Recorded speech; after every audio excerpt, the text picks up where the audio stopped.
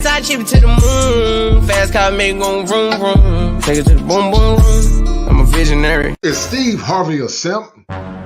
Is it true about the allegations about Marjorie Harvey? You decide. One thing about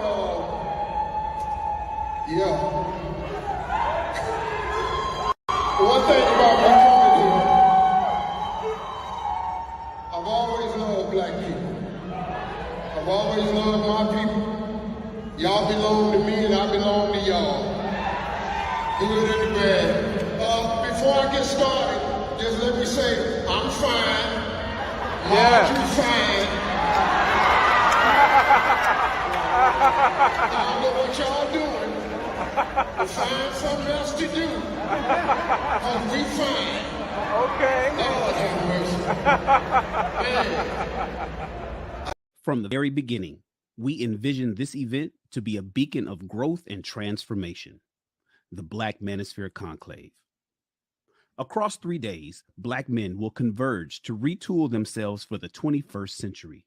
We'll forge powerful business alliances, refine styles, amplify tech skills, and exchange life lessons unique to the Black male experience. Motivate, evolve, enlighten, and thrive. This, gentlemen, is the Black Manosphere Conclave. Welcome to the elite.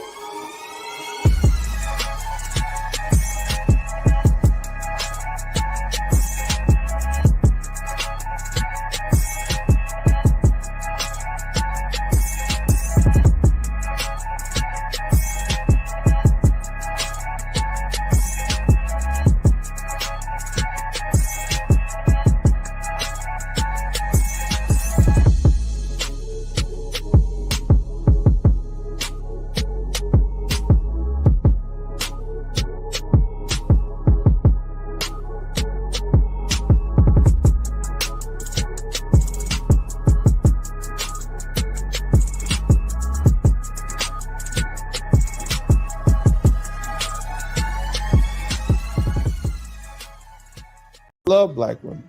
I love decent, hardworking, God-fearing black women who support their families. Yes, sir. I don't like degenerate, lying, false giving women who put their man on child support, even though he's been paying for you, and then turn around and lie to the court and say you're a deadbeat daddy and who alienate their children from their father. I don't like those type of women.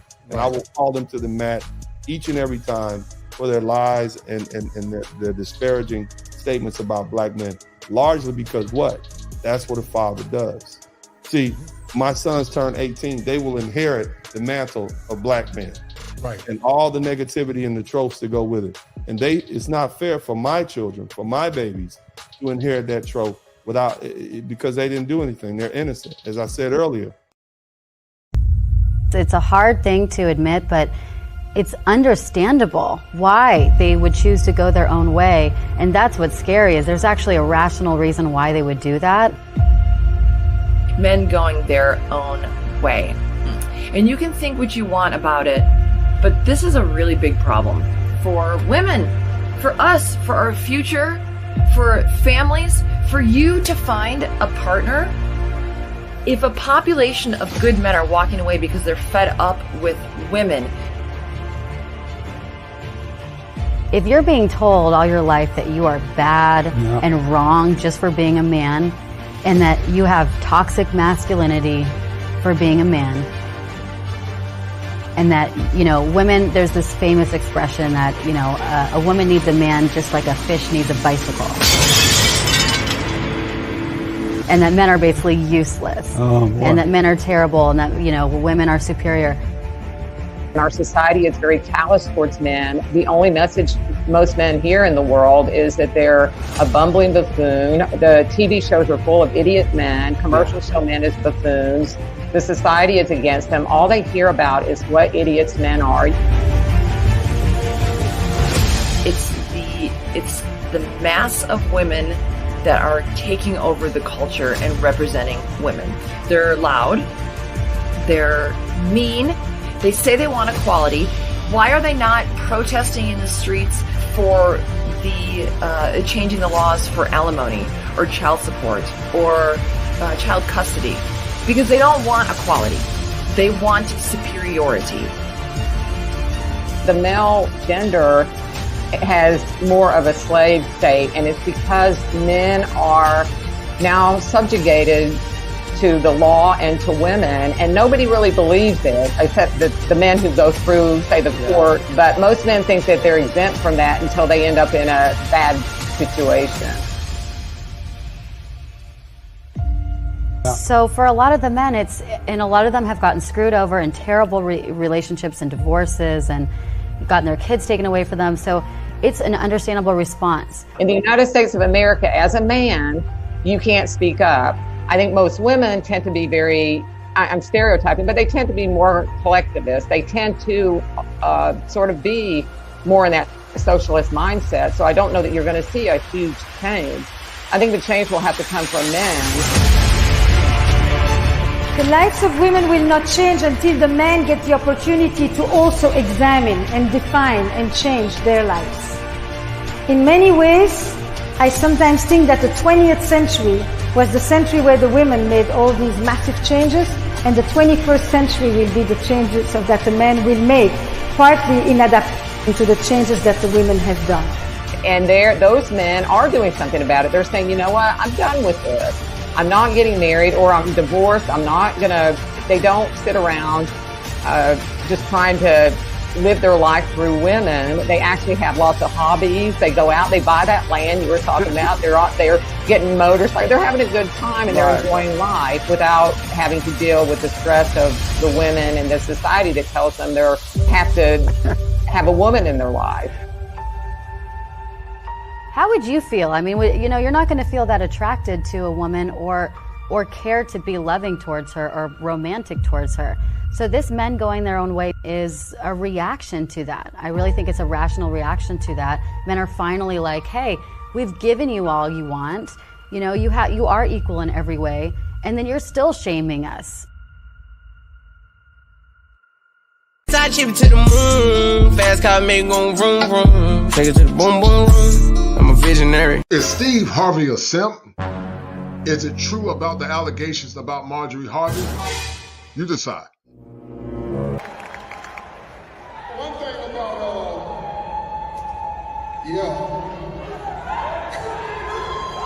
one thing about me coming here, I've always loved black people. I've always loved my people.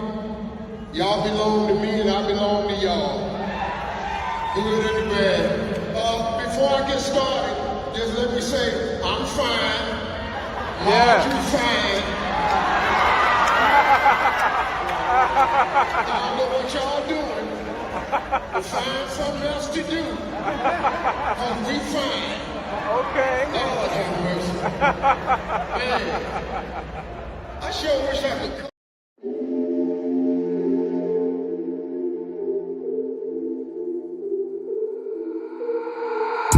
The itch in my palm, my girl, she know she the one. I put the ice on her hand, I put some ice on her arm. See me shining in the light, know you found me in the dark. Talking how you wanna leave, girl, you made this far. Taking trips overseas, no, I won't be long. We came up from the weeds, now it's top floor. All these big yes on her wrist, devious is on her neck. Make it spin and I don't stress, when I make it stretch. Double back to back then, down broke, now we rich. Spend it on her, let her spin, down with me to the end. That my best friend, that my best friend, that my best friend. I'ma spend it on her, cause she all mine. Spend it on a challenge, cause she all mine. There for my first cake, then we hit on a cake. $500,000 on the way, then $1 million on the way. Eating good full plates, eating good say grace. Eat her up, get thanks, she got cake birthday. I can't waste no way, I can't waste no play. My girl, whoa, something like the baddest chick. My girl, whoa, came from the rags to rich. Hit the road running, I had to tell her I had to get it. She understood, but she spoiled, so when she get mad, she dip. All these big yes on her wrist, devious is on her neck. Make it spin and I don't stress, when I make it stretch. Double back to back then, down broke, now we rich. Spend it on her, let her spin, down with me to the end.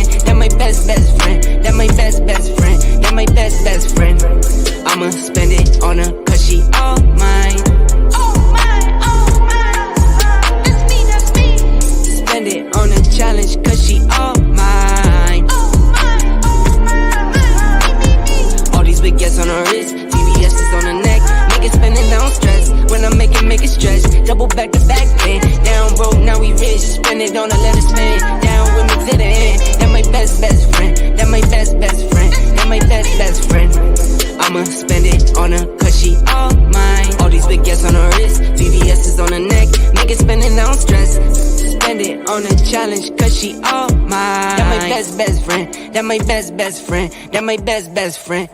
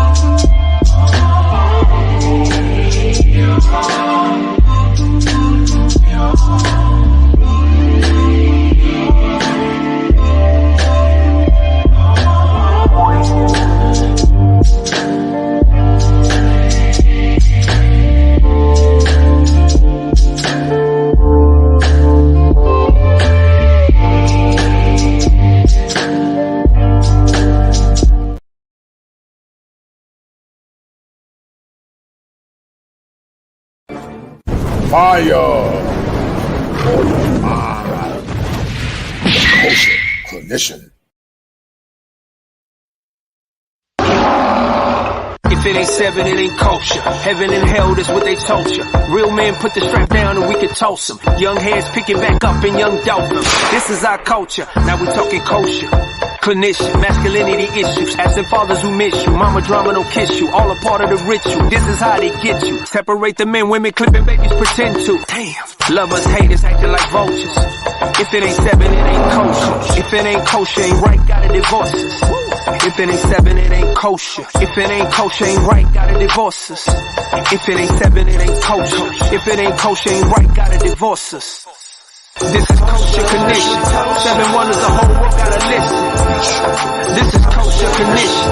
7 wonders, the whole world gotta listen. This is Kosher Connection.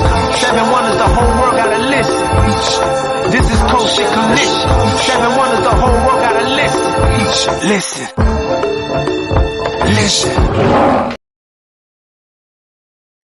Follow me, baby. The elders are old and out of touch. I have the power to help you become the better version of yourself. Listen to me. I know what's best for you. I am the Snake Whisperer.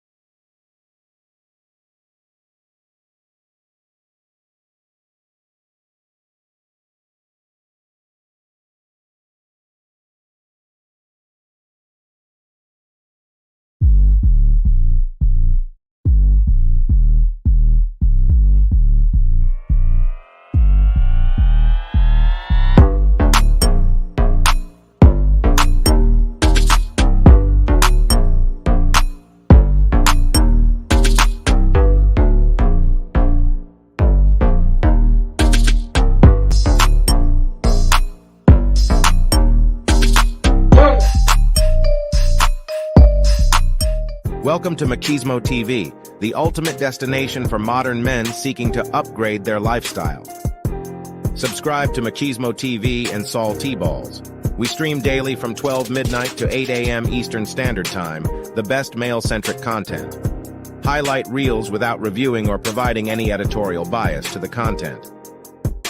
We have done so much, with so little for so long, we are now qualified to do anything, with nothing.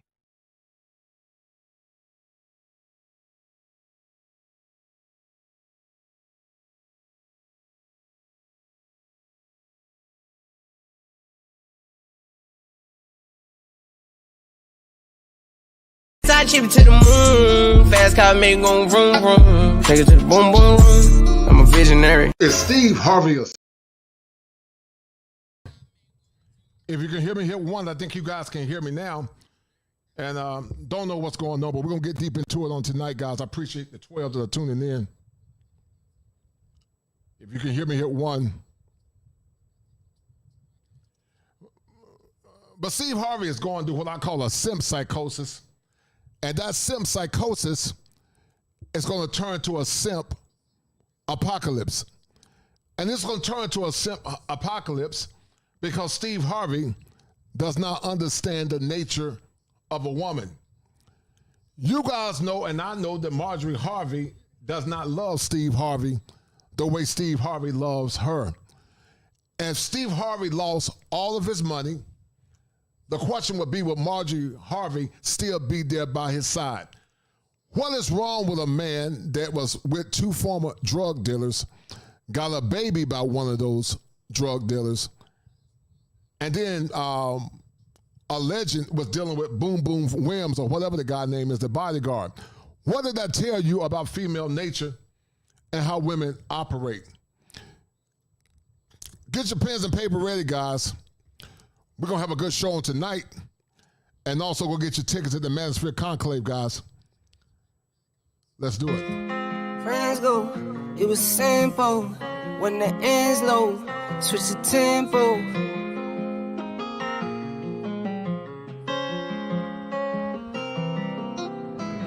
When my friends go, it was simple. When the end's low, switch the tempo. I got right, I got heart, I won't die, I'ma fight. I go down, bet I strike. It appears that Steve Harvey is going to have to fight for his life when he finally opened his eyes up to the fact that he's a gravy train simp. Steve Harvey is one of those old timers, some would call a boomer, that's mesmerized by the ideal of love and thinking that by giving a woman gifts and love and adulation, that's going to make that woman loyal. But you guys know, and I know, that love is not enough. If a woman is not conditioned to respect a man, she'll never respect that man. What say you? Me, I got a war for some. Some people need knives and guns. Same ones just talk and run. When my friends go, it was simple. When the end's low, switch the tempo. I got right, I got heart, I won't die, I'ma fight. I go down, bet I strike. I go hard day and night. Money on the line, keep calling. Money on the books, need all that. My kids, they'll be ballin'. Got a real bankroll, not for Instagram. My mama on the line, keep calling. Praying for me, know I need all that. Told me it's not about ballin'. Real blessed, but I'm still sinning. Man, what would you do for a win? What would you do for your friends? What if this life is a foe? What if it all is pretend? What if you roll to the end? What if you started again? This is real life, not a game. I fight my battles to win. But some people go to war for none. Me, I go to war for some. Some people need knives and guns. Same ones just talk and run. Some people go to war for none. Me, I go to war for some. Some people need knives and guns. Same ones just talk and run. When my friends go, it was simple. When the end's low, switch the tempo. I got right, I got heart, I won't die, I'ma fight. I go down, bet I strike. I go hard day and night.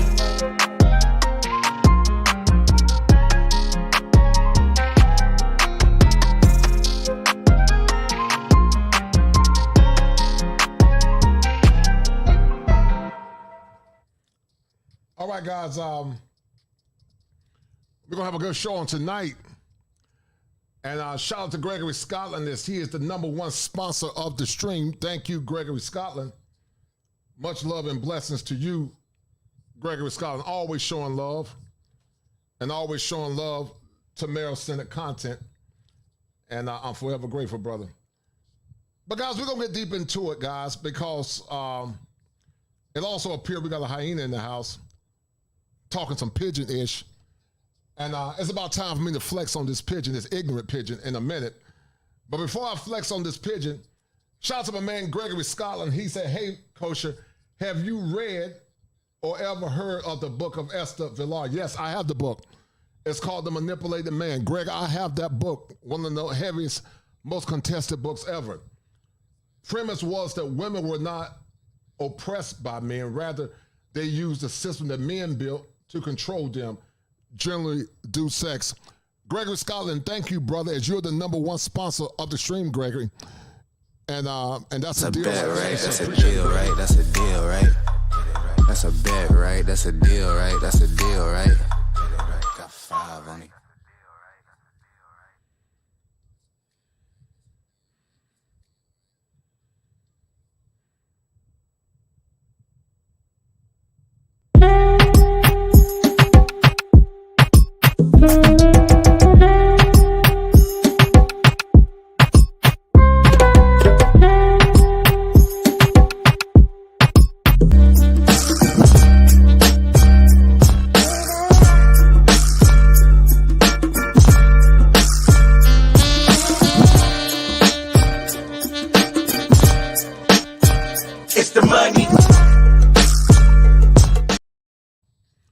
So Greg, and man, it appears we got a hyena or a pigeon in the house. And according to this pigeon, Lanine Nathan said, because it's obvious she doesn't know her place as a woman, because if you don't like male-centered content, enter your ass, exit left. But this pigeon say, you, mister, should get a real job. We don't care, not our business. But it is our business, Mrs. Pigeon, because if they put it on the internet, it becomes our business. And so if you don't agree with what I'm saying, feel free to exit left.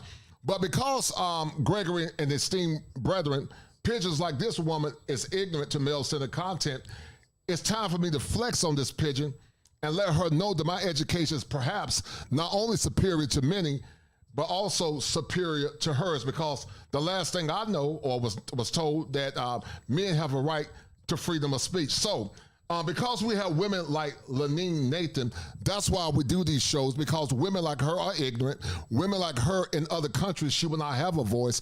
And because she's constantly trying to mommy men, guys, it's time to flex on her and to confront pigeon issues. Flies eat poop. Get over it. Okay? That's for you. Yeah. Shut up, Kosher. Yeah. Shut up. Whoa. Shut up, Kosher. Ballin', take it back. Like it's game time.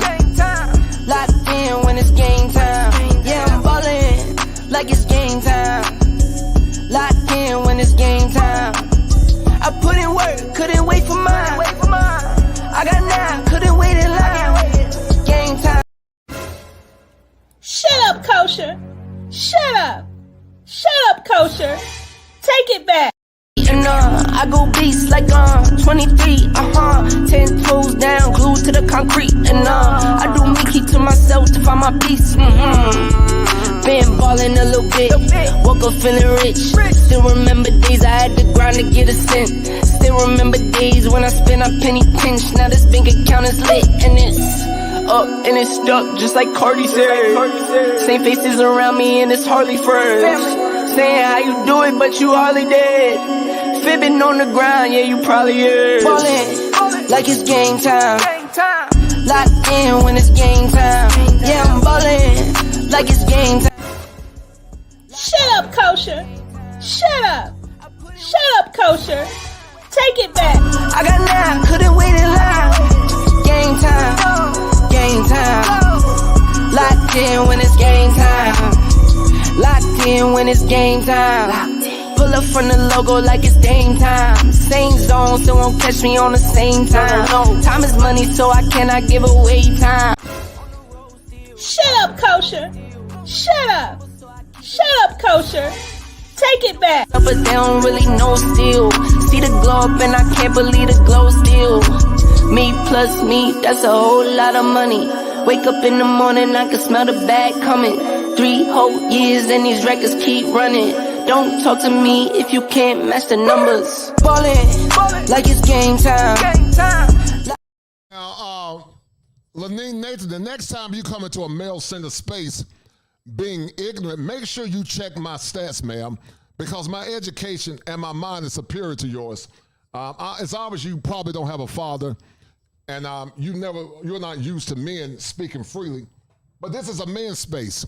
If you want to learn, sit your ass down and learn. If you don't want to learn, exit left, because you're dealing with an elite mind.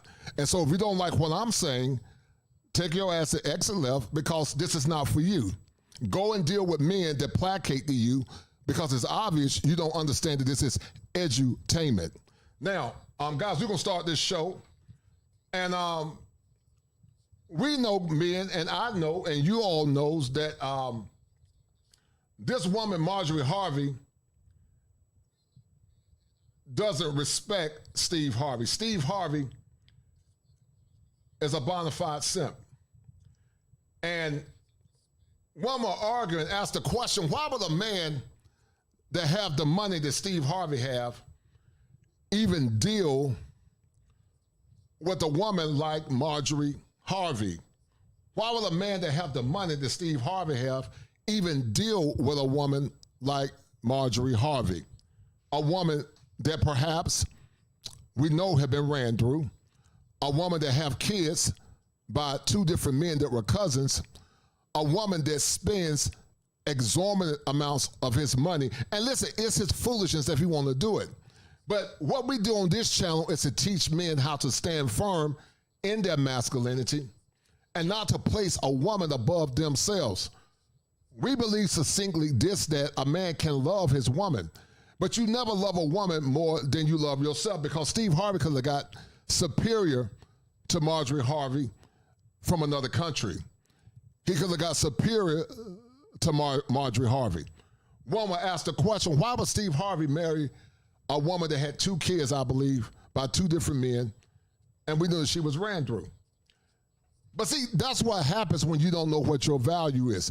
And Steve Harvey is not a saint himself, because Steve Harvey constantly placates, and I mean constantly placates to women.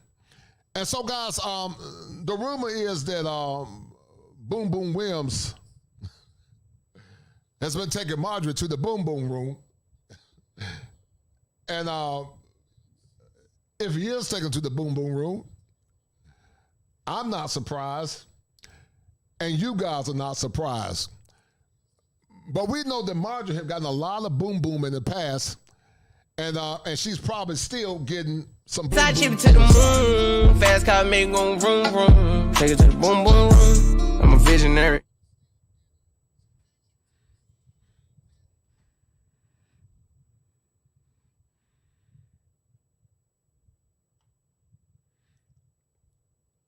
Yeah, Marjorie, I'm sure had been to the Boom Boom room several times when she was trying to hustle those drug dealers.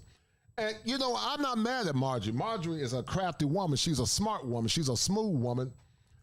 Because if Steve Harvey is stupid enough to give his money away, if Steve Harvey is foolish enough to work himself to death, I'm not mad at Marjorie.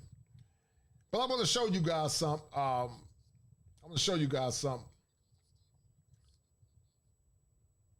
Because based on what I've heard, this woman one time bought a shopping bag for $29,000. What man in his right mind would allow a woman to spend all his hard-earned money on a shopping spree?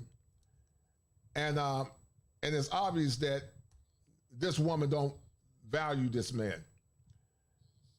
And I'm going to show you guys something in a minute, man, because this is what happens when simping goes wrong.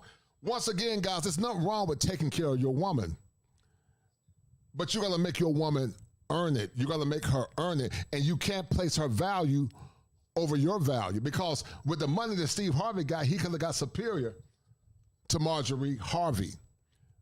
But because Steve Harvey is perhaps a gravely trained simp, Steve Harvey did what a lot of boomers did. Steve Harvey thought just by being nice and going along to get along, that's all he needed. But Steve Harvey is definitely a gravy train simp. And if he keep dealing with Marjorie Harvey, not only is he going to age fast, but he might also leave this planet fast due to stress and trying to please a woman that's clearly been ran.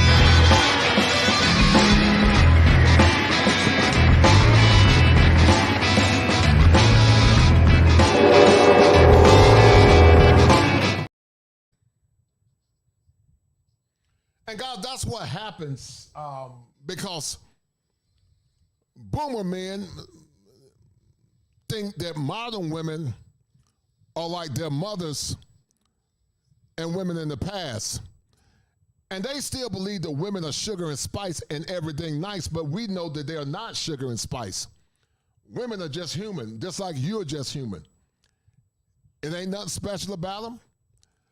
Just like it's not necessarily anything special about you. She's just a human being like you're a human being. She defecates, she smells, she goes to the bathroom, and if she's a good woman, she'll do everything in her power to honor and respect you as a man. But we know that Steve Harvey has, woman probably has been to the Boom Boom room in the past and also dealt with Boom Boom Williams. And we're going to look at the story allegedly, because this is allegedly. We don't know if it's true. But normally, guys, where there's smoke, there's fire. And the question is this: did Marjorie sleep with Boom Boom, the bodyguard, but also someone else in Steve Harvey's camp? And we don't know. But once again, if a woman dealt with a drug dealer, left that drug dealer, got a baby by her cousin, one could argue that perhaps that Marjorie not only had been to the Boom Boom room, but Marjorie also is a snake. I chip it to the moon, fast car make gon' vroom vroom. Take it to the Boom Boom room. I'm a visionary.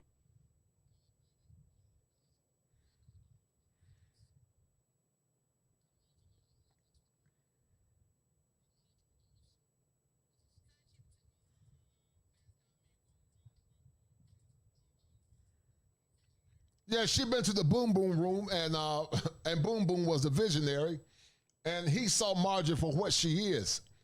And that's why men, you should see women in general, especially modern women, for what they are. If you can't find you a good quality woman here in the West, get your passport and travel abroad. We know that there are far and few between in the West, far and few in between. But in general, it's hard to find quality women here in America, white or black, because they have not been trained, and many see you as a subject that they can control. And you're correct, Gregory Scotland. The hyena trolls have been coming in lately. Rather, it's with you, Green Gorilla, BJS, Dr. Dunn. The men graciously allowed women to enter, but many got comfortable and began to become hawks. Well, I got some from them hawks, because they're going to either come in here and learn and listen and ask cogent questions, or they can exit their asses left, because I don't tolerate that foolishness. Because it's time for men to talk. If you don't like what men are saying, why are you in a men's space? Just go and be with these goofy women that are misandric. Because men have a right to speak like anybody else got a right to speak. Take that mommy-ish on somewhere. I'm a grown-ass man. And I wish a woman would, or a man, try to damn tell me how to respond. I do what I want to do. You go get with those simps and those weak men that do what you tell them to do, or you go with those men that never had men or fathers to teach them how to be men. I don't deal with goofy women that don't know their damn place. If you don't know your place, exit your ass left, because you're dealing with the wrong man. And a lot of these women didn't have fathers, and they don't know what masculinity looked like. But you got me extremely confused there. But you're right, Gregory Scotland. We're going to have a good time on tonight, because the Boom Boom room is a real phenomenon. And we're going to look at Marjorie Harvey and her incessant shopping sprees. And we know that Marjorie Harvey is only out for Marjorie Harvey. I know it. And you know it. Marjorie is out for Marjorie Harvey and Marjorie Harvey alone. And just like a lot of these modern women, when the resources are gone and when the money is gone, they're gone. And so let me see if I can find this clip, guys. Hold on. But we're about to go down the rabbit hole, guys. So the 23 that are watching, get the likes up, share the stream. Thank you for tuning in. I know this is a late show. I meant to go on at 5, but things do happen. But I want to show you guys something. I'm going to find you guys a clip. But before we show you guys the clip, we're going down the rabbit hole. So guys, we're about to go down the rabbit hole. Let's go. Down the rabbit hole we go. This is the part of the show where we assess, examine, collaborate.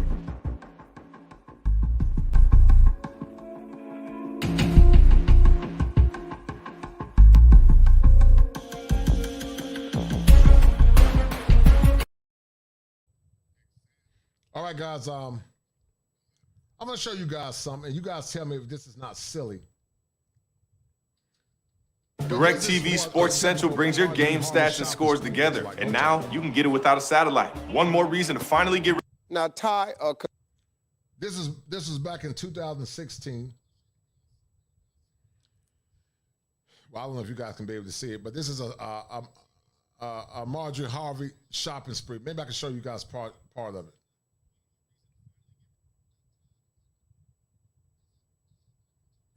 It's like going to a treasure chest and finding a gem. You don't have to worry.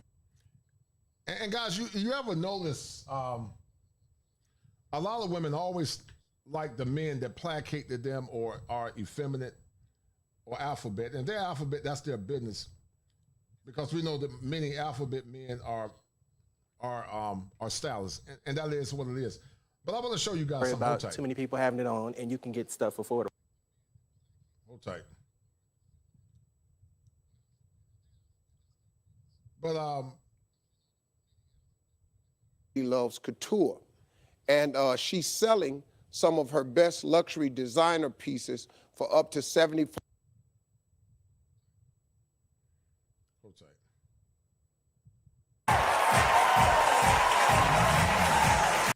And Marjorie, guys, got expensive taste. She got very expensive taste. She got very expensive taste. And you guys are going to see.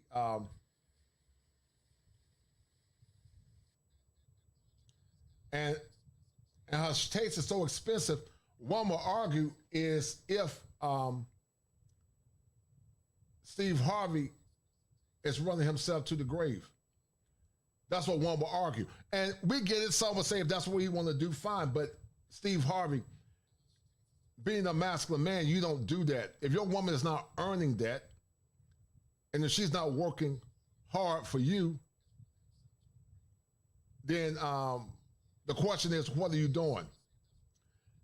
And the question is that he bought her a $29,000 handbag. And what man in his right mind would spend $29,000 on a handbag or $30,000 on a handbag? What man would do that? Because see, guys, if you lead with your money, you're going to help keep giving your money, because you should lead as a masculine man instead of leading with your money. Because there are men, I'm sure, that dealt with Marjorie that got away with more than less than that. But some of these bags cost $37,000 to $40,000 for a bag. And once again, one will ask the question, what man in his right mind would spend that kind of money in a handbag? But let me show you guys something. Hold tight. Hold tight.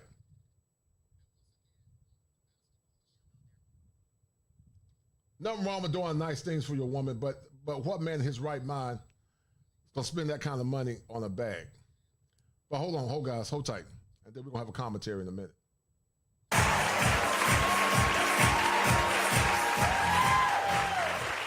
All right, Todd, tell us what we have here. Our first model, Lindsay, all simple black, but once we put this chattel animal print bolero on, it took it to the... And guys, you know and I know that it's never enough. It's never enough. You can buy them bags, you can put them in nice houses, and you can give them the most expensive car. But if that woman is not conditioned to see and love you outside of materialism, you don't have a woman after your heart. Whole nother level. You have no idea how much that high-ass jacket was. Next, we have Tiffany. Tiffany is wearing your wife's peasant blouse. This look is beyond... And Steve Harvey, guys, once again,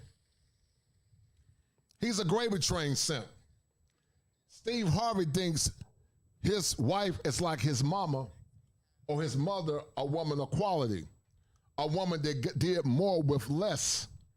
And you can't get a woman by trying to lead with your wallet instead of leading with your masculinity.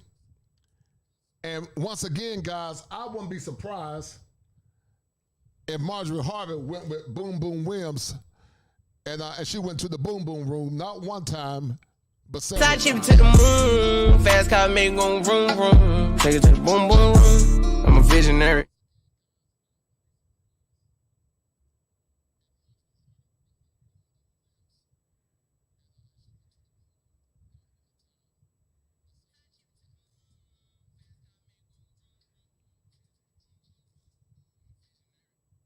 Yeah, we're gonna talk about Boom Boom because Boom Boom said that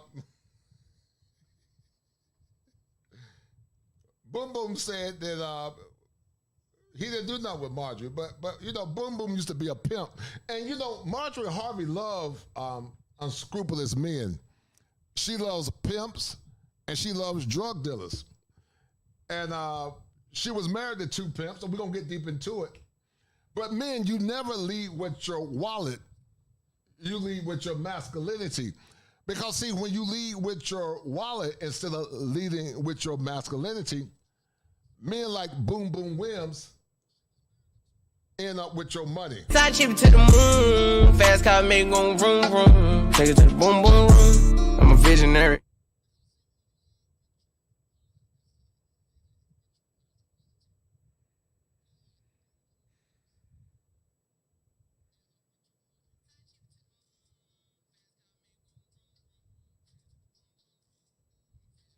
And William Big Boom Freeman, once again, had a unsavory past as a pimp and a drug dealer, ex-pimp and drug dealer, or whatever. He definitely was a pimp, maybe not a drug dealer, but Marjorie dealt with drug dealers and Big Boom was a pimp. And of course, you know, Steve is going to have to do damage control. And once again, guys, this is alleged. This is alleged, but once again, where there's smoke, there's fire. Where there is smoke, there's fire. But let's get back to Steve's exorbitant shopping spree with this woman that has a sketchy past, because based on the evidence, many of you men voted and you feel that Marjorie is a snake. Beyond great, because it's the new look. Oversized blouse of the trend right now, and all you have to do is pair it with the thigh-high boot and you are out on the town. And these looks are all under $300. Marjorie's Closet. All of these looks, ladies, are available now at MarjorieHarvey'sCloset.com. And remember... and he got Marjorie's her own closet. But I want to ask you guys a question, and some of you women that got good sense. If Steve Harvey lost all his money and assets today, would Marjorie Harvey still be with Steve Harvey? If she left him, or if he lost all his money, would she still be with him, in your most honest opinion? Would she still be with him, in your most honest opinion? And I'm sure some of you guys will say no. Shout out to Amanda Wall's report. He said she's a gold digger from way down that's been digging on Steve. Go on, Marjorie. Get down. Dig on Simp, no doubt. Shout out to my man, Sir Hill Speaks. Sir Hill, I haven't forgot you, brother. We're going to make that call at some point, brother. How you doing, sir? And Gregory Scotland said that, Coach, I thought about your critique of the pigeon, that many would have learned valuable lessons from you. Yes, but they don't want to hear the truth, Gregory Scotland. And Gregory Scotland, you are the #1 sponsor of this stream with your $30 donation. And you are hello, lucky person. You got the number right, because you are talking to Kid a Dynamite. Pure Dynamite.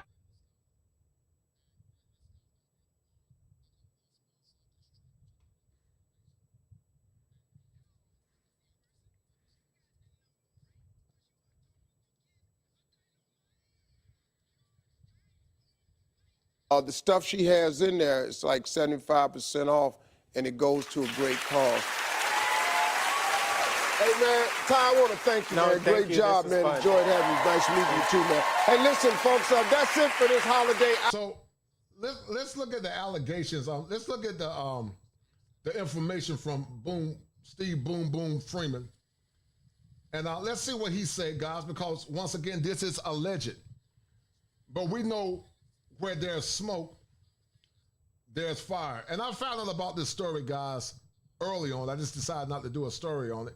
I found out about this story on Saturday, but I just didn't have time to attack it. So, but I'm going to show you guys something. Let's see, boom. Hold on. So let's look at the evidence. And there are two ways to $26,000 per employee from the government. Let's see what those say about X to file an amended tax return, including we're actually cheating with Steve Harvey wife. All right, so hold tight. So if you guys know, Big Boom was a bodyguard. He is the bodyguard of Steve Harvey, and he was a former pimp. And when you've been severely imprinted by multiple men, that's why I don't even know why Steve Harvey won't even want a woman like Marjorie, because he could have got a lot better, in my opinion. But Steve Harvey tells women what they want to hear. But I would have never dealt with a woman like Marjorie. I would say, Steve, you could have got superior to her. And some would say, oh, well, that's what he wanted, his business. But why would you want a woman that most could see and know that don't value you as a man? But this is Big Boom. Steve Harvey reacts to cheating with wife. And we're going to listen to some of the comments in a minute, guys. We're going to listen to some of the comments. Shout out to my man, James Turner. James Turner for the 5. He said, Marjorie said, all I want to do is zoom with the boom boom. No, man. Marjorie wanted to go to the boom boom. Side chip to the moon. Fast car make go vroom vroom. Take it to the boom boom room. I'm a visionary.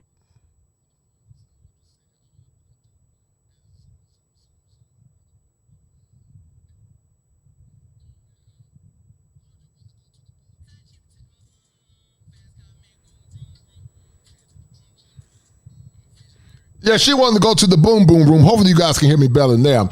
But let's listen to this whole thing about this guy, Boom Williams, Big Boom Freeman. And I'm going to have to play it, guys, so y'all, so I don't get a copyright strike. So I'm just going to play it. I'm just going to play it and let you guys hear it. Hold tight.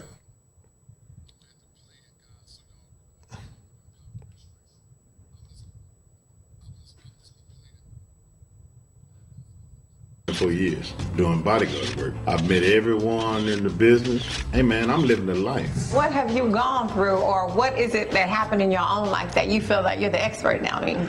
Because I've had 300 women. Well, hold up. Can you guys hear that? If you can hear, hit 1, because Big Boom said he living the life.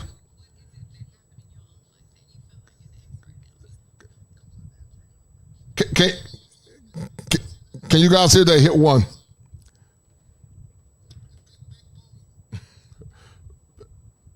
Big Boom say he been with 300 women. I'm all bad. I was the fool that fooled you. One night something came over me, man. I started feeling less than a man. I asked God, I want out of this. Can you just help me get out? Bless me with a wife that I can live with, can't live without. I'll go do work for you. He done that? I'm keeping my part of the bargain. You shot straight, but you shot late. High level. This is the Rundown Podcast. I'm gonna give you the rundown. I'm gonna give you the. Steve Harvey's bodyguard's shady secret past as a pimp exposed. And this is an article written by. And see, guys, once a woman get imprinted by a man, once a woman get imprinted by a man, it's real hard, guys. It's real hard to break that imprint. It's real hard to break that imprint. And once they get imprinted, it's hard. It's real hard to break that imprint. And of course, Steve Harvey gonna say that nothing happened. But once again, guys, where there's smoke, there's fire. And Teddy said it better than me. He said, "You can hide from yourself. For tomorrow, so you gotta reap what you sow."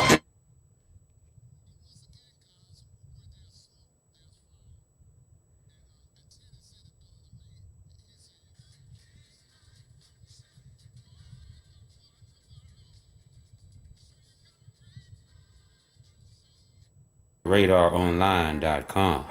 Hold on, guys, because I don't get a copyright check. But hold tight. Steve Harvey. Hold tight. Let me play it in the background. Hold tight. I'm gonna play it in the background, guys. So I'll flip back and forth.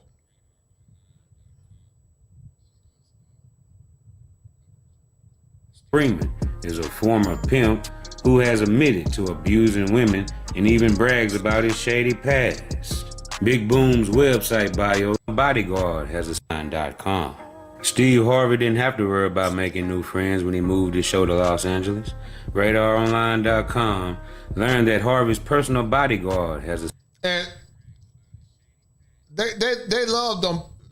They love them pimps like Big Boom. They love them pimps like Big Boom. They love Big Boom. Because see, once your body get used to a dominant masculine man, it's hard to go back to an average man. And when you try to groom that woman, because a man's job is to groom his woman, you think you laying that wood to her, but she's like Porky Pig. She's saying that's all. That's all, folks.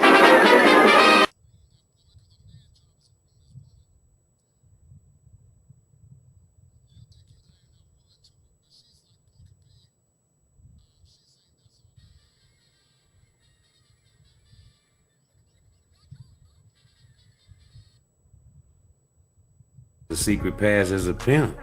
A RadarOnline.com investigation revealed Harvey's right-hand man, William Big Boom Freeman, is a former pimp who has admitted to abusing women and even brags about his shady past. Big Boom's website bio says he preyed on women to gain a sense of power and self. He preyed on women. Big Boom said he preyed on women, guys. He admitted to abusing women, bragged about his shady past, and he preyed on women.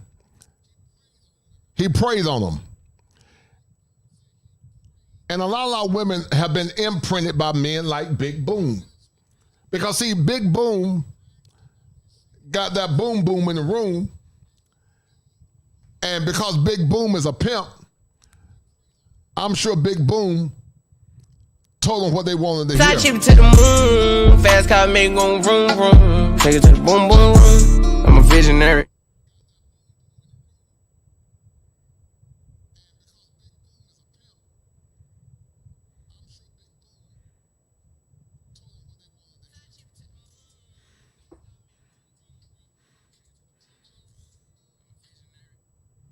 as a pimp.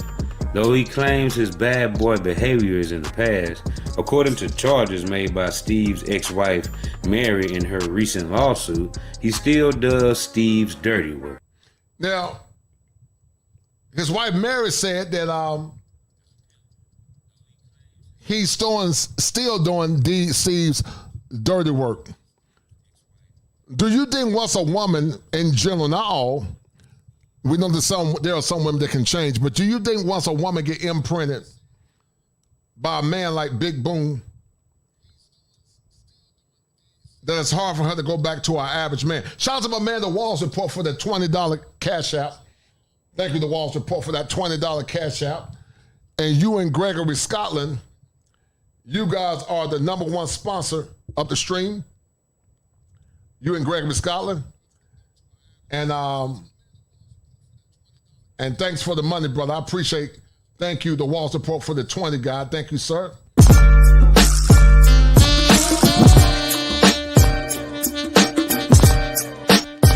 It's the money.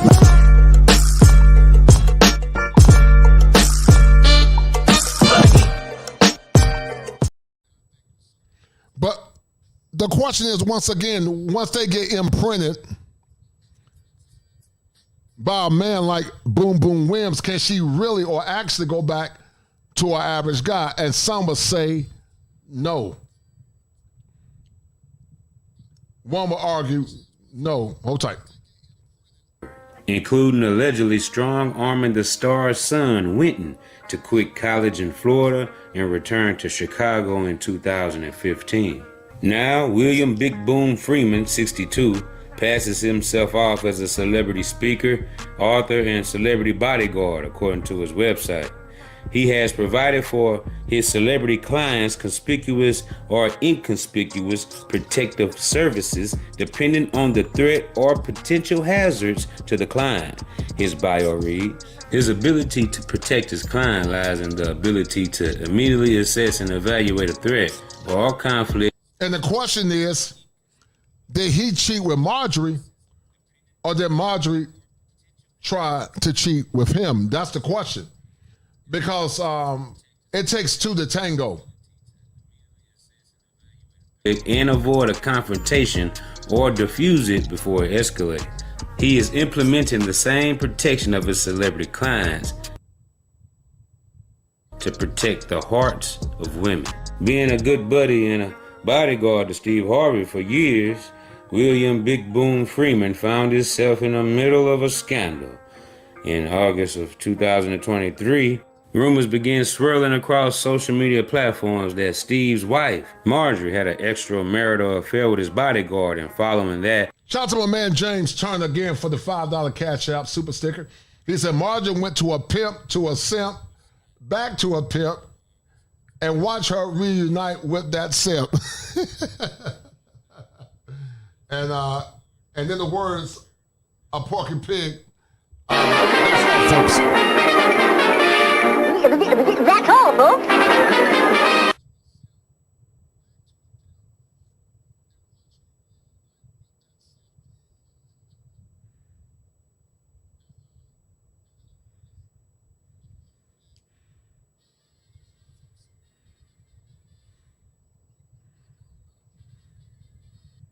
All right, guys, hold tight. Let's keep listening. Hold tight.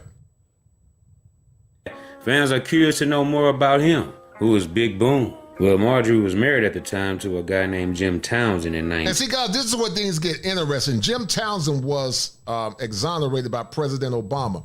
This man you see, Jim Townsend, he was exonerated by President Obama. But Jim Townsend was a big-time drug dealer. He was facing over 30 years in prison. He was facing over 30 years in prison. So one would ask the question, why would Steve Harvey want a woman that had babies by two different cousins, and we know she's been ran through? Why would Steve sell her for a woman like Marjorie, where he could have got a woman that was superior to Marjorie Harvey if he had got his passport and traveled abroad? I don't understand men that settle for mediocrity when they can get better. Steve Harvey, you need a simp intervention. Because you could have got better than Marjorie. You could have went to a country where the women are superior to her, as prettier or prettier than her. But we know why you did it, Steve Harvey, because you think women are like your mama. You think women are kind and demure like your mother.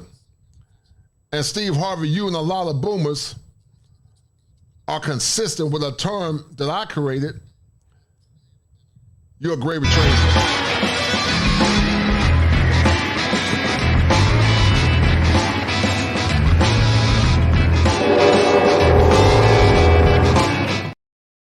And dealing with women like Marjorie, she'll have you aging real fast, looking like an old hound dog.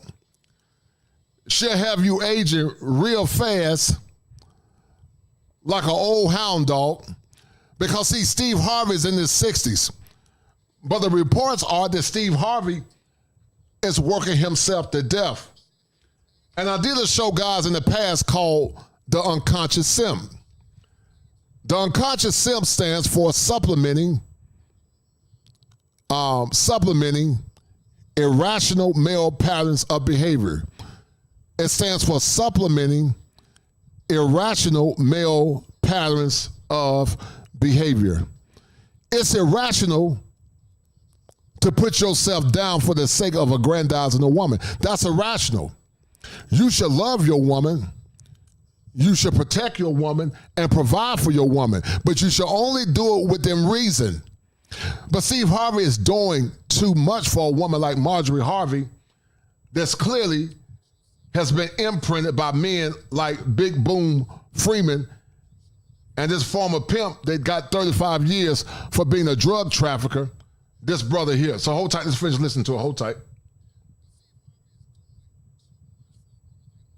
1990 when she said her heart was stolen by Steve at a stand-up comedy show, but they got married 17 years later. And guess what? William Big Boom Freeman is credited as the matchmaking bodyguard, Steve's bodyguard who convinced him that Marjorie was the right woman for him. Big Boom has worked for Steve Harvey for decades, even before meeting his wife Marjorie. Freeman also doubles as Steve's private chef and a radio and television.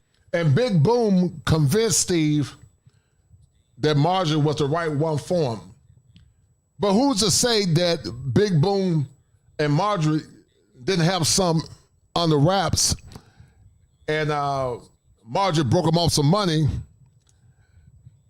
but also Marjorie probably told Big Boom Freeman, listen, if you get Steve Harvey to marry me and convince him that I'm the right woman, not only will I give you some money, Big Boom Freeman, but I'll take you to the boom boom room. Side chip to the moon, fast car make go vroom vroom. Take it to the boom boom room. I'm a visionary.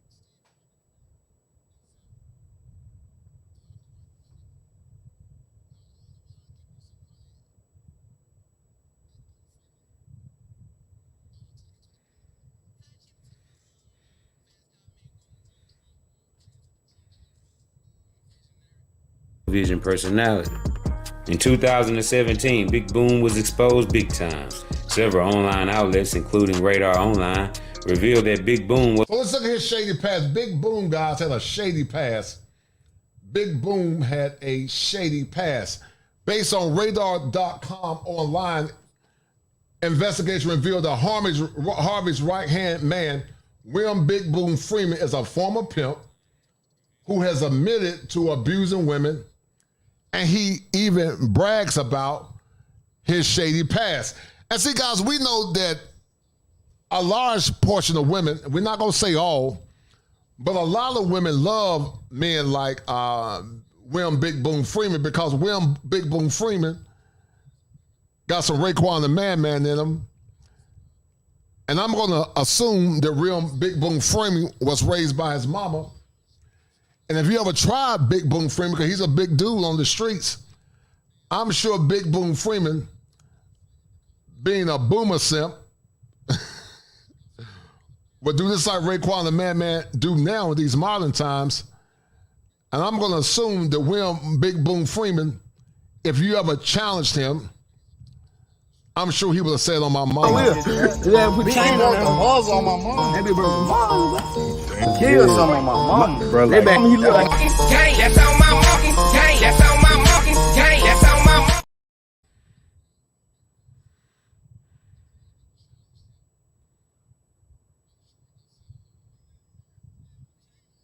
Was a former pimp who admitted to abusing all his women. Big Boom is an author. He wrote a book called How to Duck a Sucker, a guide to living a drama-free life. And in this book, he details this right here. In How to Duck a Sucker, Big Boom, a former pimp, player, and hustler, draws on his own. Big Boom said How to Duck a Sucker. Hold on. Sucker, Big. In his book, How to Duck a Sucker, Big Boom, a former simp and player and hustler. Let me show you the guys the screen. Because Big Boom, women love, some women love narcissistic men. I need you guys to hit one if you think a lot of women are victims of a condition in the DSM-5 called hybristophilia. The word philia comes from the pleasure of, but hybristophilia is women that love violent men. Could it be that Marjorie was imprinted by narcissistic men? Was she imprinted by men that are dominant or men that are thugs? Could it be that Marjorie was impacted or imprinted by men that are complicit in hybristophilia? Because see guys, once they get imprinted, it ain't too much you can do to them because their body's gonna always scream for men like Big Boom Freeman. And you sitting up there thinking she's special and beautiful, but women that have been ran through, like I'm sure Marjorie have, guys, you will be a fool to deal with a woman like that because women like her is used to money, status, and power. She sees Steve Harvey, guys, as a lick. And when you deal with women like Marjorie, you're not operating the right to self-determination.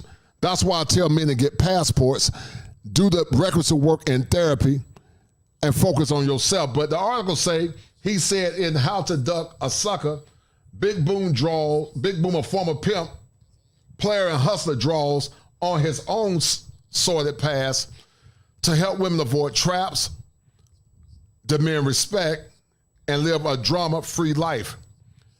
His overall message of self-empowerment proves that you can't be happy with anyone unless you are happy with yourself. Make it make sense. Boom, a former pimp, player, and hustler,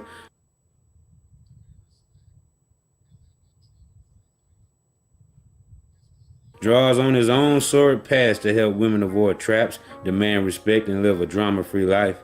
His overall message of self-empowerment proves that you can't be happy with anyone else unless you're happy with yourself. Big Boom also wrote another book called If You Want Closure in Your Relationship. And guys, we know that sadly, some, they love to be lied to. They love to be lied to. They love to be lied to. And so Big Boom wrote a book, If You Want Closure in Relationships, Start With Your Legs. And Big Boom know that if you can lay that wood right, you can control the mind of a woman if she have not been already damaged. And we told women to start with their legs. But see, when we tell women to start with their legs, guys, they get angry, they get frustrated, they get mad, and they start pigeon-ish because they haven't been delivered. I'm not gay no more. I am delivered. I don't like men no more. I said I like women.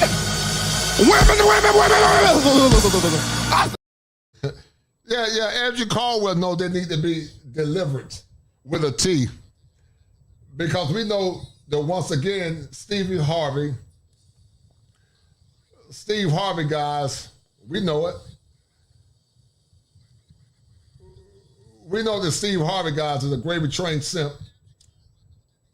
And men like Steve Harvey can't deal with women like Marjorie Harvey because women like Marjorie Harvey, guys, we know have been severely ran through.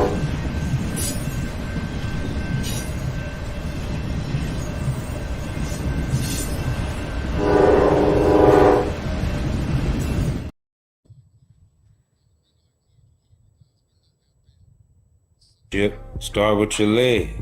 Steve Harvey also authored a book called Act Like a Lady, Think Like a Man.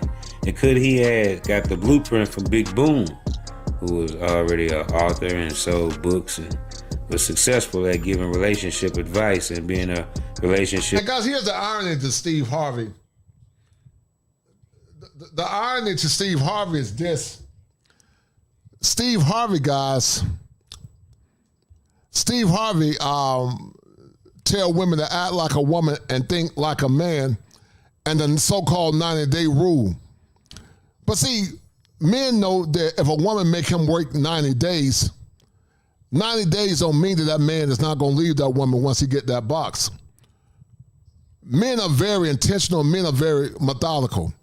Because see, if you gave that body to other men, and if you told other men, or men's with a Z, that they can come to the boom boom room and not have to pay premium price, a man that's a high value man, once he wait 90 days and you take him to the boom boom room, and if that box ain't good, that man's gonna go somewhere else. So Steve Harvey, like so many, lied to women and give them impractical information because it's not predicated on what masculine men want. You can take them to the boom boom room, but take them to the boom boom room, it's not a guarantee that man's gonna stay with you. Side chip to the moon, fast car make gon' vroom vroom. Take it to the boom boom room. I'm a visionary.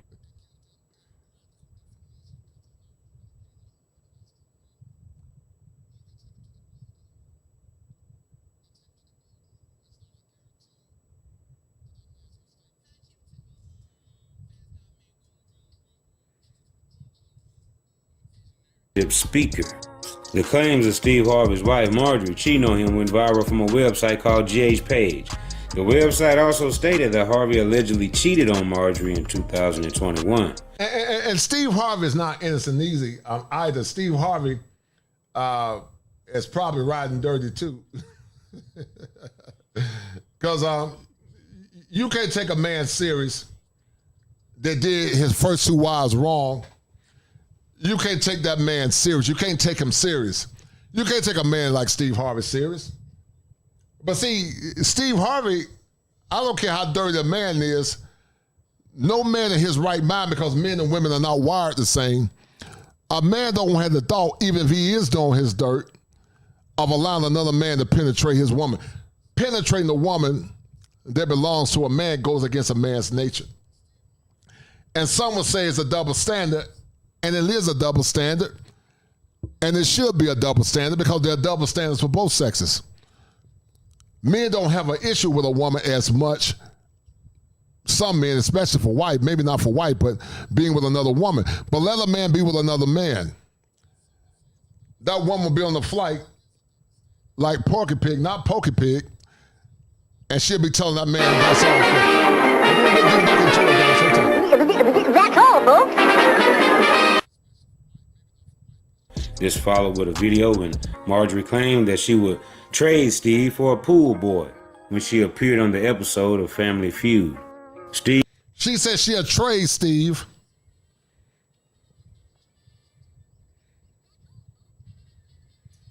Marjorie said she'll trade Steve for a pool boy. A pool boy. And that's why you should never deal with random women like Marjorie Harvey.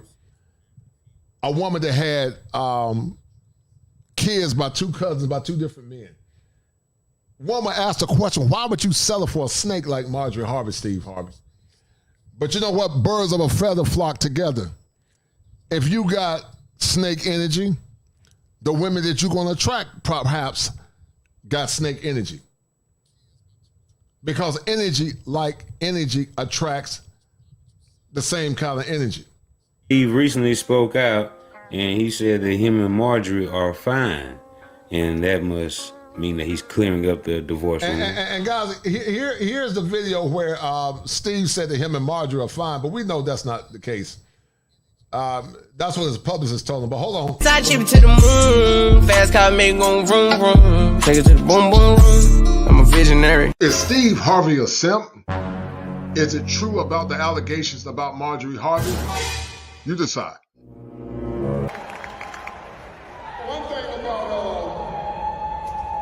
Yeah.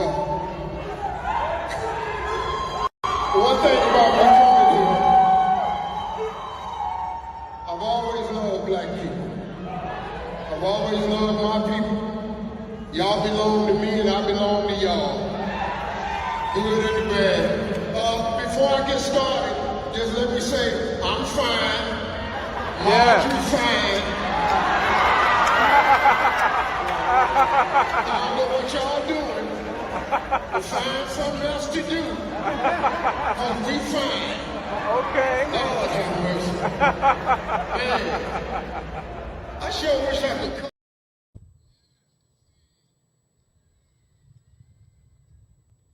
As far as the cheating rumor, that's a whole different story.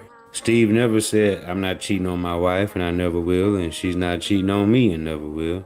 He just left it as what he left it as. In the midst of all the controversy and all the melee and scandal, I went to Big Boom, the bodyguard's page on Facebook to see how he was feeling and what was he posting about.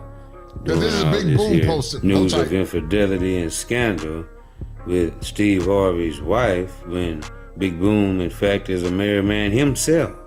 And many might argue, and some may not, that, yeah, married couples do end up cheating on each other at some point in that marriage. And just because both of them were married doesn't mean that something couldn't have happened between the two. Well, sure, it doesn't mean that nothing could have happened because both of them are married. Everybody knows that Marjorie Harvey is a snake. And everybody knows that Marjorie Harvey is a snake whisperer. Follow me, baby. The elders are old and out of touch. I have the power to help you become the better version of yourself. Listen to me. I know what's best for you. I am the snake whisperer. Yeah, Marjorie Harvey's a snake whisperer, guys. She's heard the voice of a serpent like so many modern women. And that's why they can never get the man that they want, because they've given their virtue away to so many men before they got with their husbands. Big Boom the bodyguard posted this.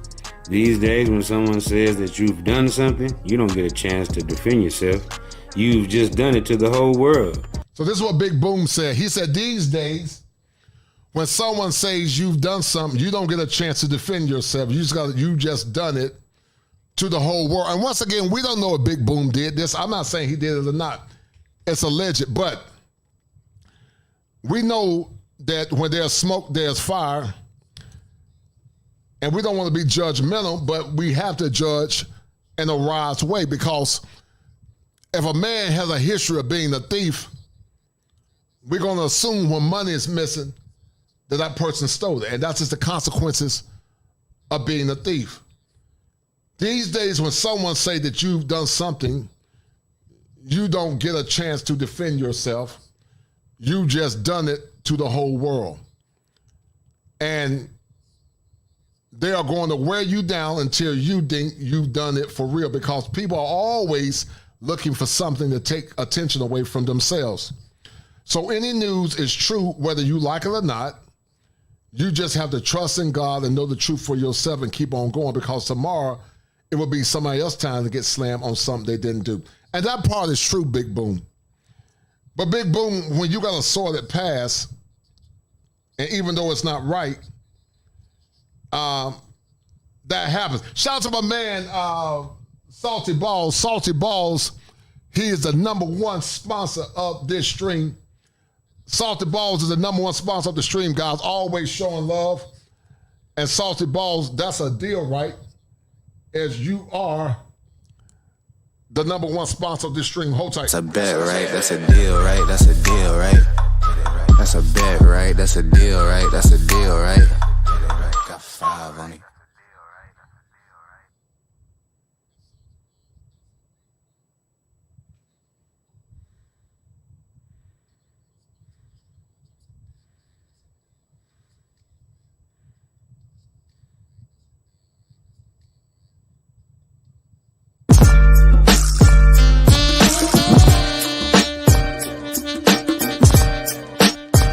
It's the money.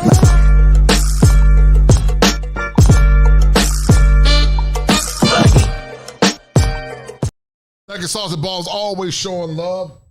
And Salty Balls is the #1 sponsor of this stream. Thank you, brother. And they are going to wear you down until you think you've done it for real. Because people are looking for something to take attention away from themselves. So any news is true whether you like it or not. You just have to trust in God and know the truth for yourself and just keep on going, because tomorrow it will be someone else's time to get slammed on something that they didn't do. William Big Boom Freeman cleared up all the rumors with that post. So the question is this, guys. Do y'all think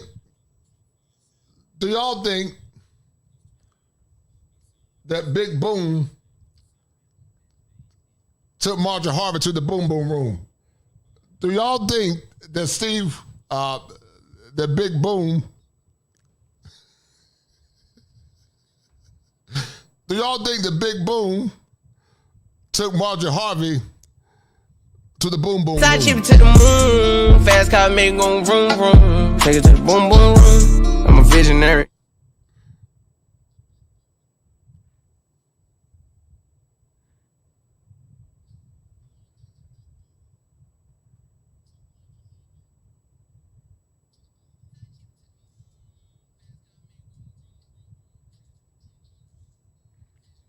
And we don't know, but, where there's smoke, there's fire.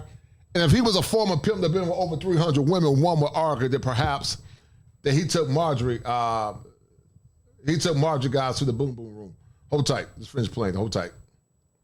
And he said that he's getting slammed for something that he didn't do. Big Boom, a celebrity bodyguard for the past 15 years. Big Boom is happily married and lives in Plano, Texas. You're watching the Rundown Podcast. I appreciate everybody for spinning with me. I appreciate all my subscribers for sliding with your boy every time. Say, man, hey, man, keep hitting that like button, keep hitting that subscribe button, and look, turn on post notification so we can slide whenever I get the drop. You already know what it is, man. So that the Big Boom take Marjorie to the Boom Boom room. That's the question, guys. Did he take her to the Boom Boom room? And so the evidence based on Tasha K, we know that Tasha K is nosy, guys. Tasha K exposing how Marjorie Harvey betrayed her family. And we know that Tasha K is nosy, and Tasha got to be careful because Tasha, you've already been sued by Cardi B. And Tasha got to be real careful, guys. But that's why we do these shows. And that's why, guys, go get your tickets for the Black Manosphere Conclave and go check out Salty Balls on Machismo TV.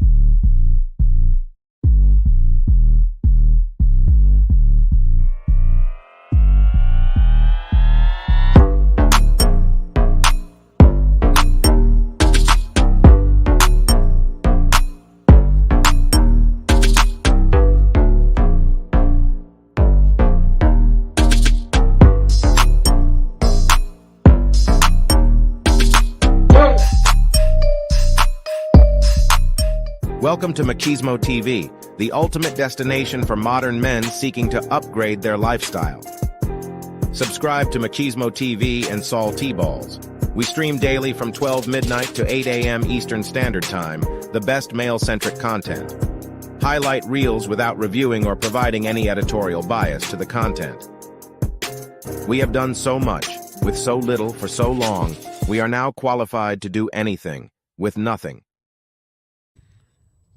Now, let's look at a little nosy Tasha K, because we know Tasha K is nosy, and Tasha K loves gossip, and she loves tea. But the question is, Tasha K, guys, exposes how Marjorie Harvey betrayed her husband. And guys, we had a hyena that came in here earlier, told me to mind my business and go get a real job. But see, when women do it, of course, hyenas want to attack them because hyenas don't think men got a right or say what they want to. So guys, and I know that we don't deal with pigeon-ish. We don't deal with pigeon-ish over here. We don't deal with pigeon-ish over here.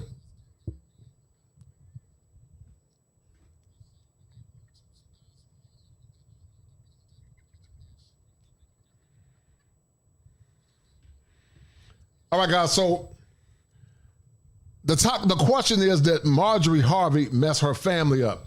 And once again, guys, Steve Harvey bought Marjorie Harvey a $29,000 bag. He bought a $30,000 handbag, purse. And once again, what man in his right mind is going to spend $30,000 for a purse?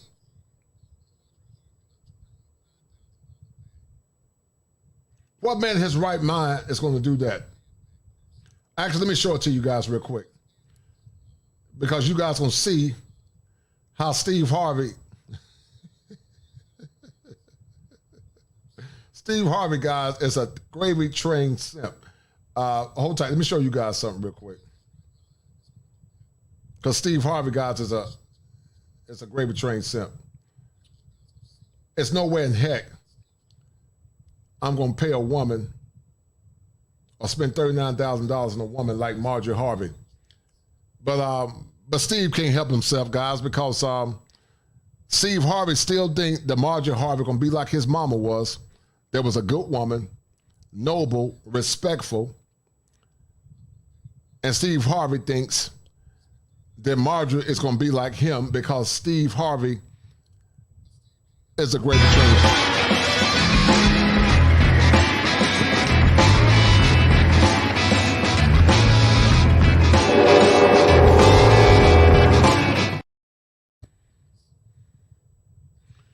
All right, let me read this real quick, guys, real quick, and we're going to get into what Nosy Tasha K is talking about. So the question is, ma'am, when you're carrying that to Marjorie Harvey's new plane-inspired purse, listen, guys, worth $39,000 sparks a frenzy online. And that's why I told you guys that when it comes down to male empowerment, you got to know what your worth is. This woman got a $39,000 purse. Steve Harvey's wife, Marjorie, said social media ablaze on Friday after the 50-year-old displayed her Louis Vuitton plane-inspired purse in a new video. What caught fans off guard wasn't the unique design, but she got this poor gravy-trained simp working himself to death, but the hefty price that came along with it. The fall-winter 2021 collection of the Louis Vuitton airplane bag designed by Virgil Abloh is set at $39,000, guys. Can y'all believe it? $39,000 for a Louis Vuitton bag. And that's why, guys, it's not good for your mental health to lead with your money instead of leading with your masculinity. Harvey appeared shocked by the lavish gift as she said, okay, what is that just arrived at my house? She said, OMG, okay, did you send this as a gift? What am I supposed to do with it? This is gorgeous though, wow. Now look at this, guys.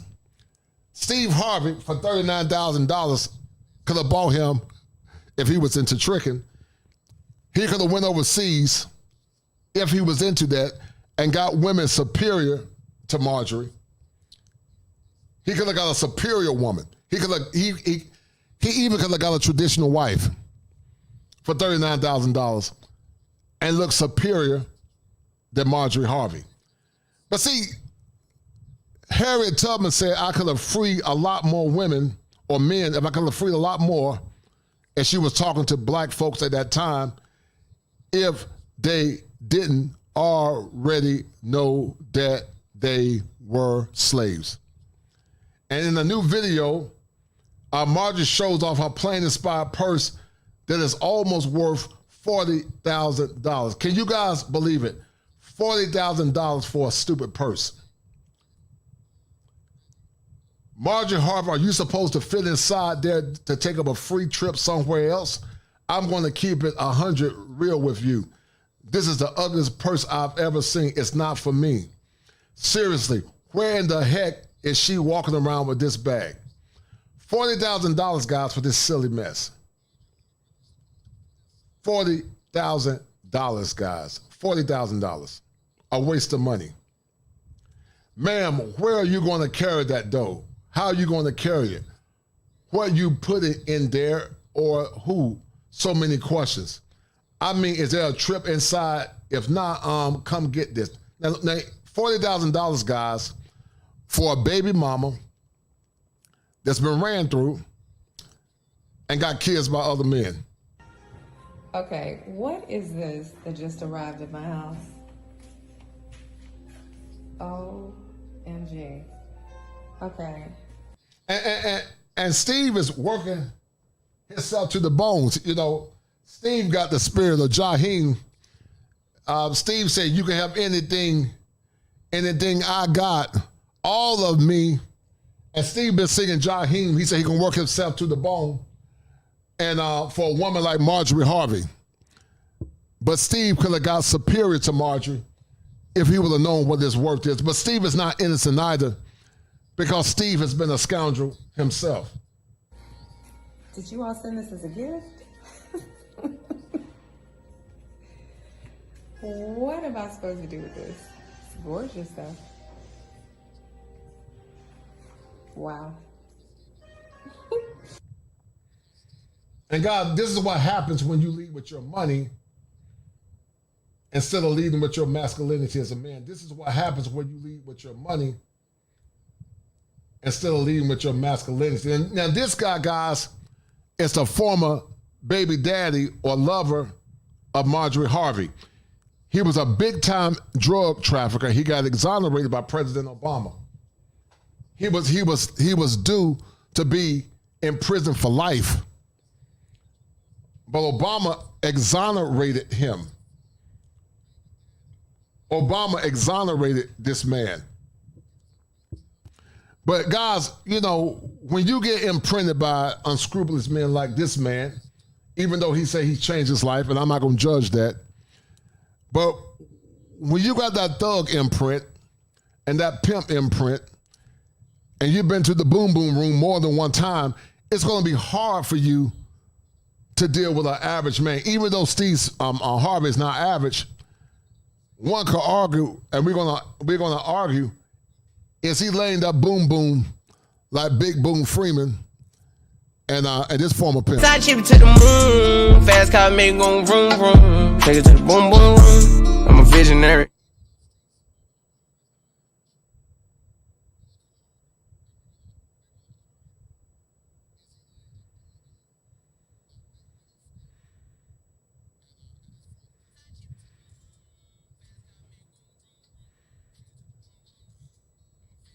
Back off the ship. Yes. Steve Harvey, this is another reason, not only because what Marjorie was doing to Morgan, her husband, but what Steve Harvey made a link. Somebody sent, I told you they sent me a link. Sent you a link. And that link. Send them a link. In that link.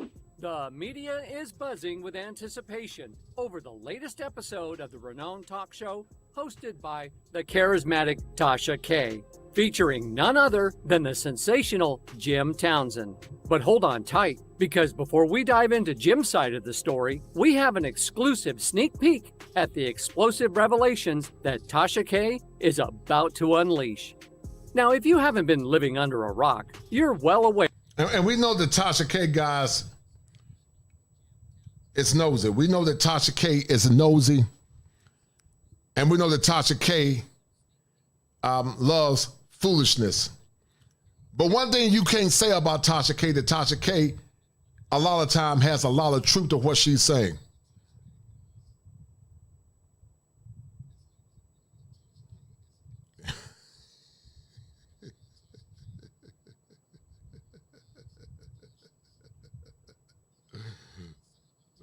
Hold tight, guys, hold tight. Of the headline-grabbing drama surrounding Jim Townsend and his explosive claims against his ex-wife, the infamous Marjorie Harvey. And let me tell you folks, this isn't going to be a fairy tale ending. Instead, get ready to uncover the shocking secrets, the scandalous misdeeds, and Steve is going to learn the hard way, guys. Steve is going to learn the hard way because Steve is a rat. And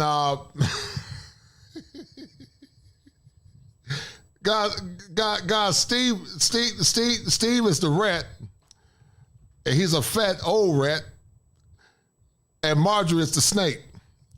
And guys, I told you what the rat acronym stood for. The rat acronym stands for resources. That she wants your resources. She wants your attention. She wants your time. And she wants security and settlement for sex that she gave to Raekwon and Man for free.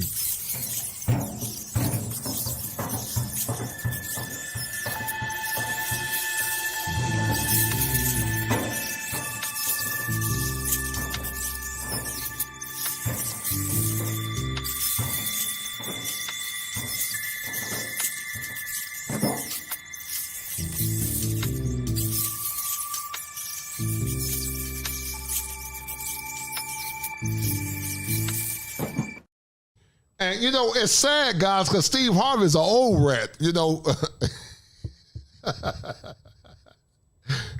And shout out to Steve. Steve got his pimp game on. But Steve Harvey, guys, he is an old rat. He ain't a young rat. Steve Harvey is an older rat. He's an elder rat. He's an elder rat. And Marjorie Harvey is a snake. And she gonna get some of that. She gonna get some of that rat meat soon. And at some point, Steve Harvey, guys,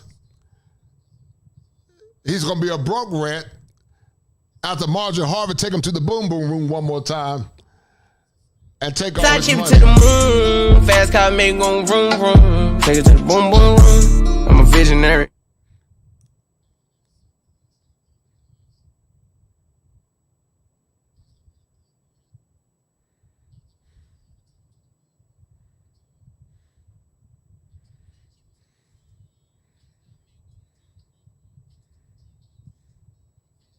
The dark underbelly of Marjorie's actions during their tumultuous relationship.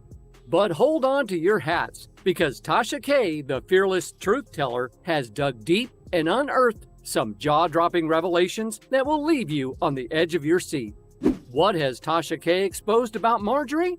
Well, my friends, prepare yourselves for a wild roller coaster ride through a web of intrigue, betrayal, and deceit. Most people have no clue that in 2023, the best way to make money on Amazon is not. You know, Steve Harvey, Marjorie Harvey videos, and people were telling me, they said, you gotta look into Jimmy Townsend. He's out. And Jimmy Townsend, guys, Jimmy Townsend is the former husband, former pimp. Marjorie left this man to go to Steve Harvey. I believe Jim Townsend was the first man that she married and had a kid with him. I believe she had a kid with Jimmy Townsend first. Then she got with Jimmy Townsend's cousin and had another kid. And then she slithered, and I mean she slithered, to Steve Harvey, took him to the boom room, and then got that old rat Simp to put a ring on her to the moon, fast car make gon' vroom vroom. Take it to the boom room. I'm a visionary.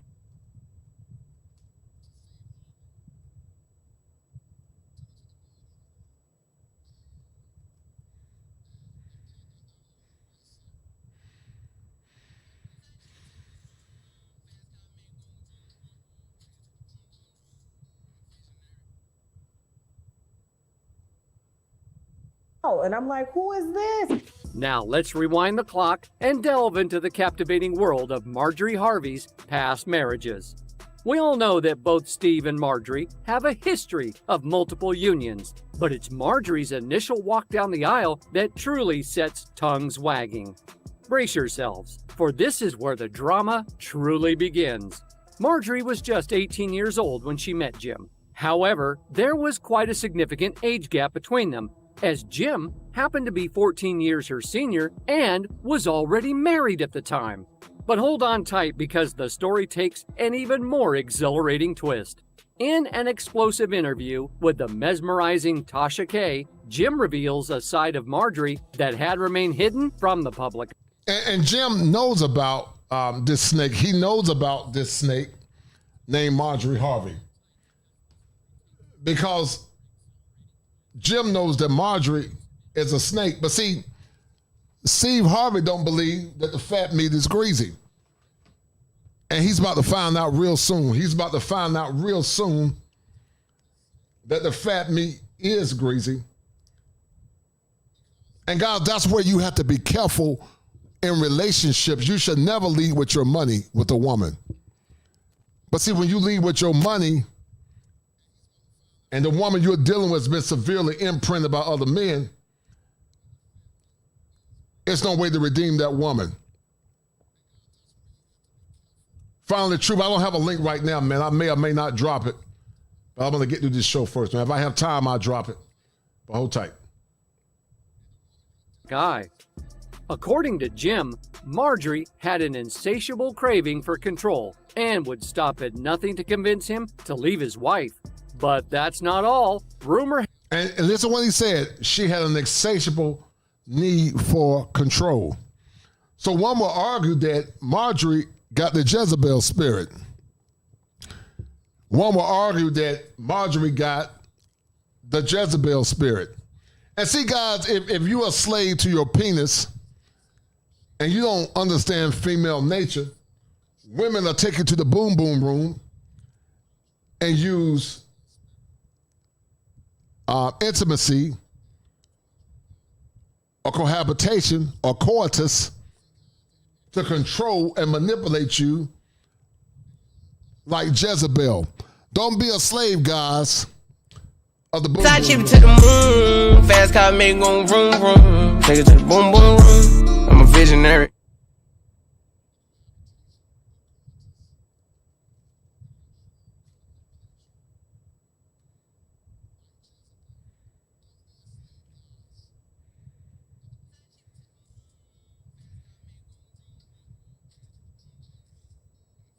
Has it that Marjorie resorted to a devious plan to trap Jim. Allegedly, she intentionally stopped taking her contraceptive pills, hoping... And see, guys, when you have fools coming in here like this goofy woman that came in here earlier trying to tell me how to run my show, a grown-ass man, that's the part that bothers me, guys. Because, everybody else can, talk. Tasha K can talk. But some of these silly, and I say silly, ignorant, uncouth, don't know their damn places of women, black women, not all sisters, shout out to the good sisters.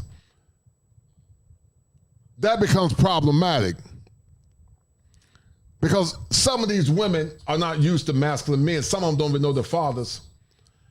And what they don't understand is that I don't take disrespect for nobody, but I definitely don't take it from a woman. And that's why we do these shows, to expose the dark side of female nature. The dark side. Every woman does not act on her dark nature. Just like every man don't act on his dark nature, because men got a dark nature. But listen to what this man is saying about Marjorie the snake. To conceive and leave Jim with no choice but to abandon his current spouse. And I know she did it on purpose. Why you say that?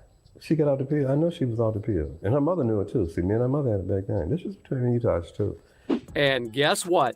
Jim fell right into her cunning trap. And after 3 years of dating, they walked down the aisle. However, as with many tempestuous relationships, their marital bliss was short-lived, crumbling just 7 years later. Now prepare yourselves for the next twist in this exhilarating. And it sounds like that she's a black widow. She sounds like a black widow. And guys, that's why we do these shows, because we don't want young men and also older men to be slaves or ignorant of the wiles of a woman that's a snake whisperer. Because Marjorie is definitely a snake whisperer. Tale. Brace for impact as the unexpected unfolds before your eyes. You see, Jim himself was no ordinary spouse either. In fact, He had gained notoriety as a powerful figure in the underworld, engaged in activities that danced on the edge of the law. And here's the kicker. He was still married to Marjorie when he was caught red-handed. Whispers in the shadows suggest that Jim's downfall came when he was implicated in a daring scheme involving the purchase of a mind-boggling 40 kilograms of illicit substances. But what about Marjorie's involvement, you might wonder? Well, that's where the intrigue deepens. While Marjorie vehemently denies any knowledge or participation, Jim, in his audacious... And basically, she drew this man under the bus. She threw him under the bus because Marjorie is a snake. And when Marjorie got what she wanted, Marjorie took her tail and she took her fangs and she ran away, and she got that Porky Pig. She got not Porky, because that's too bougie. I gotta say it right. She got the Porky Pig spirit. And she said, that's all, folks. That's all, folks.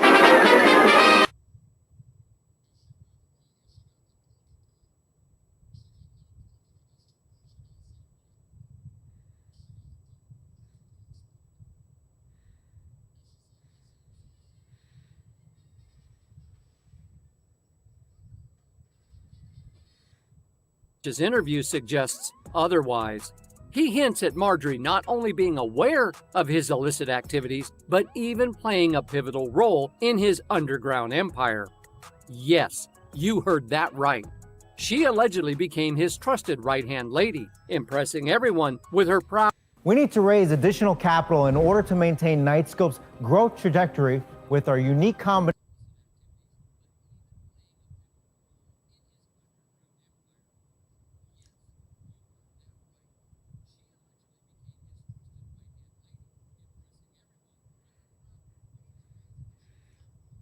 So Marjorie became Steve's right-handed man and helped him in his enterprise and his foolishness.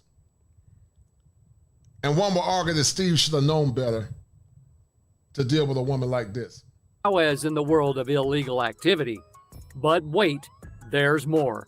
Jim tantalizes us with a promise that this revelation is merely the tip of the iceberg, as he's preparing to release a tell-all book titled Snakes in the Garden.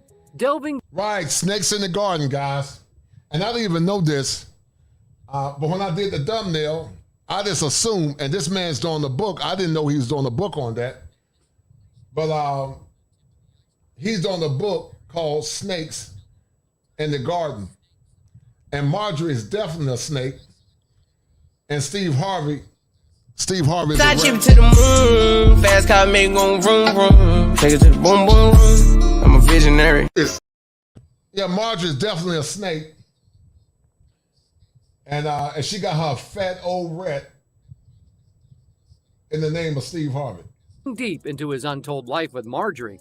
Now let's dig deeper into the heart of the matter. I don't know about you, but I can practically taste the anticipation swirling around the secrets and revelations hidden within the pages of this book. You see, Marjorie has masterfully portrayed herself as a devoted and innocent mother figure to Steve's children. And let me tell you, the description alone of this book will send shivers down your spine. Quote, and don't be surprised, guys, if she divorced him at some point. Don't be surprised. Don't be surprised if she divorces him at some point. Because this man is not lying.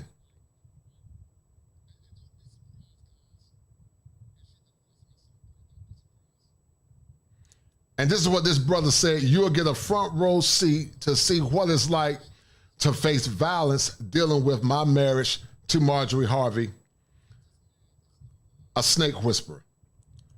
And just like the snake whispered to Eve, Marjorie Harvey whispered to Steve Harvey, and she's about to get her a fat old rat and all his resources. Follow me, baby.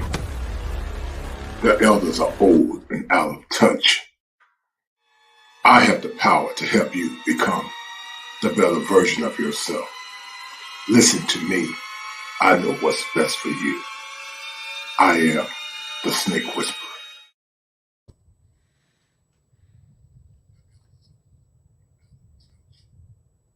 You'll get a front row seat to see what it's like to face violence, dealing, my marriage to Marjorie Harvey, current wife of actor, comedian Steve Harvey, and greed, and how it can impact someone's life. And greed. Listen to what this man say, and greed. But you got some of these goofball women coming on men's channel, running their mouth, telling grown-ass men to mind their business instead of them either keeping their mouths shut and learning about why we talk about the things that we talk about, or taking their asses and exit left. But that's what happened, guys, when you live in a world where women don't know their place as women, and they think they can dictate the men how to think and how to act. Unquote. But let's go back in time to the intense moment when Jim Townsend found himself trapped in a complicated situation. The FBI, always keeping a close eye, couldn't resist asking Marjorie some tough questions about her possible connection to Jim's shady business. But here's the juicy part. Jim spilled all the beans in his captivating interview with the amazing Tasha. He passionately defended Marjorie, swearing up and down that she was completely innocent and had no clue about the full extent of his illegal actions. But hold on to your hats, because here comes the shocker. In a jaw-dropping twist, do you like having a P.O. box but are tired of wasting time and money driving to the post office?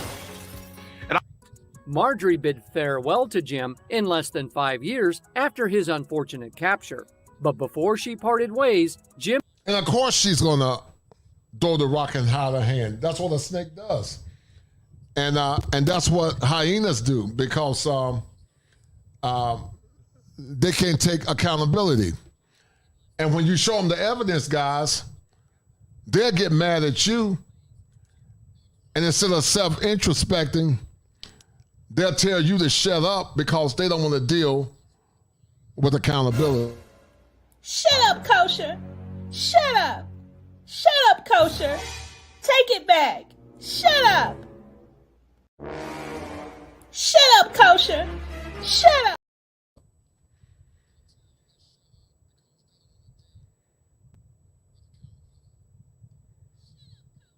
Jim ensured that Marjorie would be well taken care of, leaving her with a mind-boggling array of assets. And when I say a lot, I mean a whole lot. According to Tasha K, Jim bequeathed Marjorie a sprawling empire comprising 16 opulent apartment units and even a club. 16 opulent apartment units. Listen to this, guys. 16 apartment units. Marjorie is a gold digger. She's a snake whisperer. And Marjorie practiced a condition called carnal hypergamy. And Steve Harvey is going to learn the hard way real soon, guys. He's going to be sitting in his apartment crying, or he's going to be in the divorce court because he's been a victim of carnal hypergamy. Tears. Tears.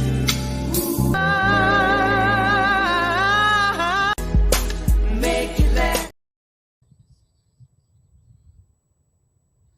Now that's what I call a lasting impression. She had a duplex. In fact, she got the 16-unit apartment building back. She had a 16-unit apartment building. Yeah, we had that. The government took it from me initially. And she, the Hawaiian Isles. As I mentioned earlier, Marjorie said goodbye to Jim once she got her hands on his massive fortune. And guess what? She didn't waste any time moving on to a new flame. Brace yourselves for this. Now, once again, guys, women in general love opportunistically. They love opportunistically. If she's not a godly woman, if she's not a woman of faith, then she will love opportunistically. She's going to love opportunistically, meaning she's going to love based on opportunity. So when she get an opportunity to play a person, she will.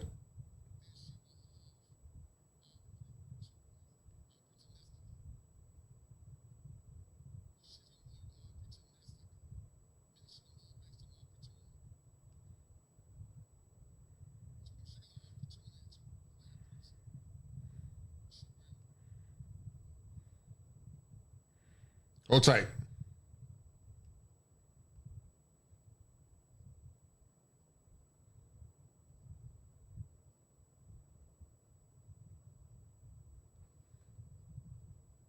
Mind-blowing revelation. Her new love interest after she left Jim turned out to be another notorious criminal kingpin, Donnell Woods. And to make things even more tangled, he was Jim's own cousin. And see, listen to this scallywag, guys. She went from one big pimp drug dealer. She goes to another one and keeps it in the family. And she goes to Donnell Woods. Steve Harvey, or Jim's own cousin. So what man in his right mind would want a woman like Marjorie Harvey to get a baby by one man and get a baby by another man, get a baby by another man, and she basically got 2 kids by 2 different men? Make it make sense. Talk about a web of connections. And we can safely say that it seems like Marjorie has quite the knack for attracting partners from the shady side of life. Many have speculated that Lori might be Jim's daughter, but that couldn't be further from the truth. Lori is actually the biological daughter of Marjorie and her second husband, Donnell. She came into this world 5 years after Jim found himself behind bars. Do you think you'd be happier as a boy? My mom would never allow it. That's abuse. Following Jim's time behind bars, another captivating chapter unfolded when Donnell also found himself on the wrong side of the law. Rumors have been circulating like wildfire, with many suggesting that Marjorie may have had a hand in Donnell's downfall, acting as a snitch and playing a part in his imprisonment. Talk about a double whammy of scandal. But that's not all. Just when you thought things couldn't get any more sensational, Marjorie decided to part ways with Donnell and swiftly moved on to her next love interest. Now look at this snake, guys. Look at this snake. Look at this snake named Marjorie Harvey. Look at this snake. She goes from one man to the next man to the next lick and Steve Harvey. But you got goofy women coming in men's chat telling grown-ass men to mind their own business, not looking at the evidence and not having the common sense to understand that this woman is exploitative. But see, guys, anytime it comes to holding modern women, especially some of our women, but they're not even our women, holding them accountable, they always got an alibi, or they'll move the goalposts, or they'll say, girl, yes. Girl, yes. Okay now, baby, okay? Girl, yes. Okay now, baby.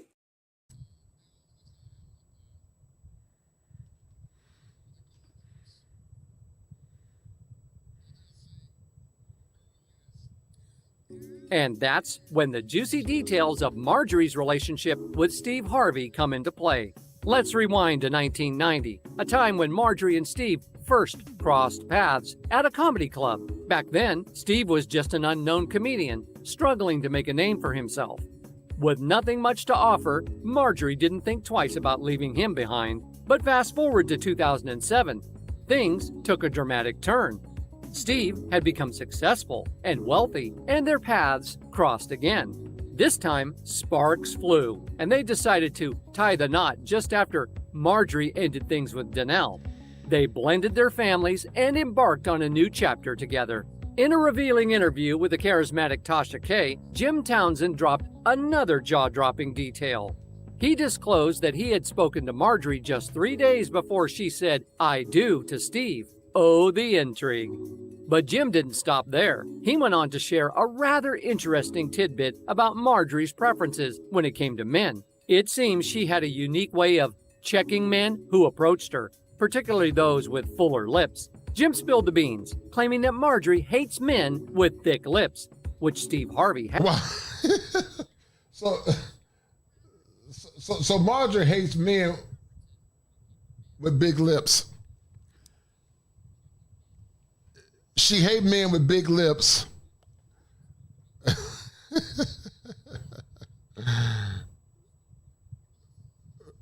But she got with Steve Harvey.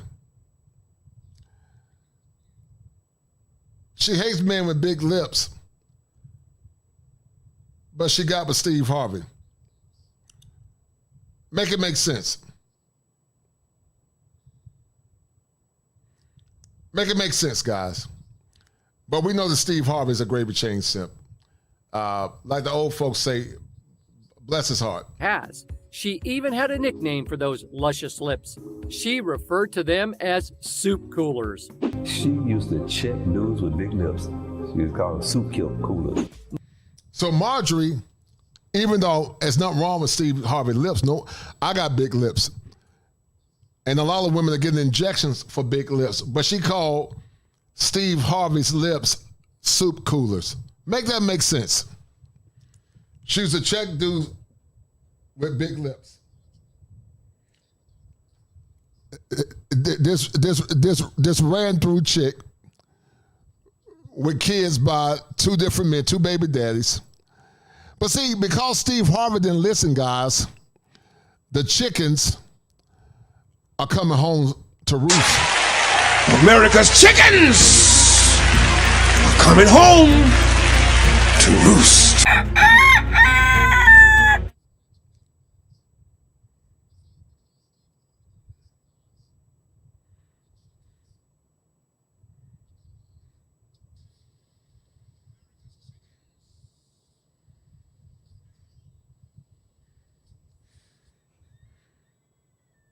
Now, let's shift gears to a moment on Steve Harvey's daytime talk show. In response to an audience member's question, Steve mentioned Jim in his witty retort. Steve recounted a story involving Marjorie's youngest son, Jason, who boldly proclaimed, "You ain't my daddy," leaving the comedian. Now, that's why, guys, we tell men not to deal with women that got kids by other men. Because you're going to always come last in general. You take the risk of that child saying that you're not my daddy. You're going to be taking care of all her children, not children. You're going to be taking care of all her children. And you're going to be getting used box and a woman that's potentially had her body decimated by other men by having all them children. And unless she gets surgery, her stomach probably like an oatmeal pie. But you got cats that want you to marry and take on somebody else's children, not children, but somebody else's children. Instead of getting your wife and starting your own damn family. Because this woman don't care about Steve Harvey. She only cares about herself. And taken aback. Ever the quick-witted entertainer, Steve responded to Jason's remark with a touch of humor. He quipped, "Well, where's this punk at? See, I came here to rescue your mama. I'm her knight in shining armor." The audience erupted in laughter. But little did they know that Jim wasn't exactly thrilled about Steve's comment. During his interview with Tasha K, Jim expressed his discontent with Steve's words. He couldn't understand why Steve would feel the need to make such remarks, speculating whether it stemmed from insecurity or something else entirely.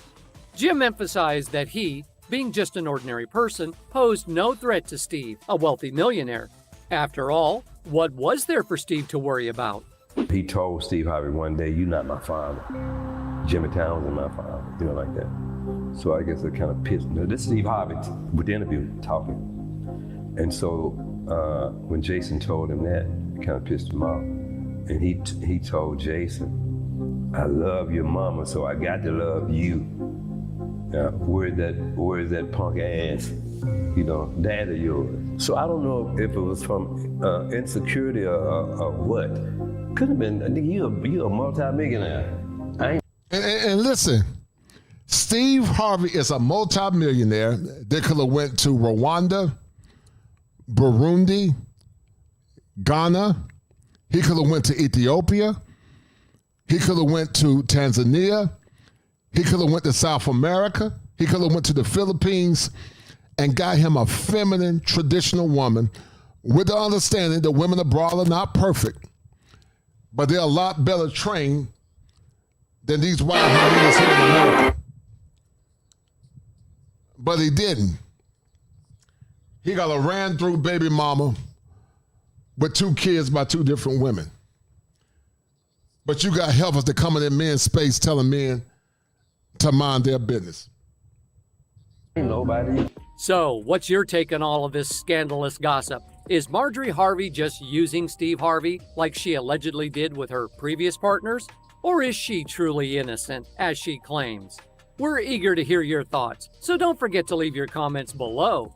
While we And guys, we know she's not innocent.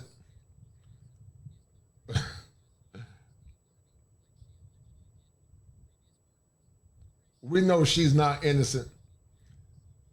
And we know that Steve Harvey's a simp.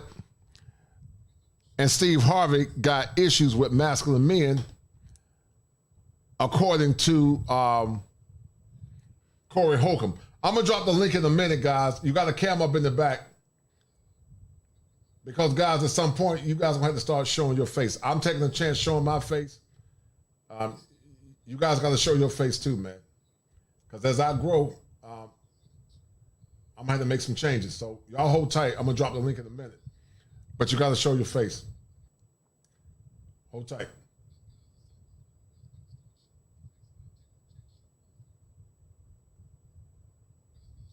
And right now we got Corey Holcomb. He was on his show recently and he revealed that Steve Harvey called him about comments that were made. Now, if you don't know, Steve Harvey was on Shannon Sharp's show, Club Shay Shay, where they were talking about relationship issues between men and women.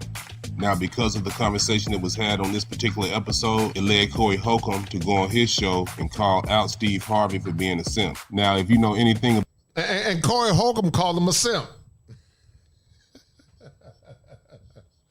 And he is a simp. Steve Harvey, guys, is a gravy train simp. He's a gravy train simp. He's an old boomer simp. He's a gravy train simp. And Corey Holcomb was right. Because he could have got superior to Marjorie Harvey. But because he doesn't know how much power he got and how much work he got, he reverted back to his gravy train. Steve Harvey reverted back to his gravy train simpism. And instead of getting a quality, wholesome woman,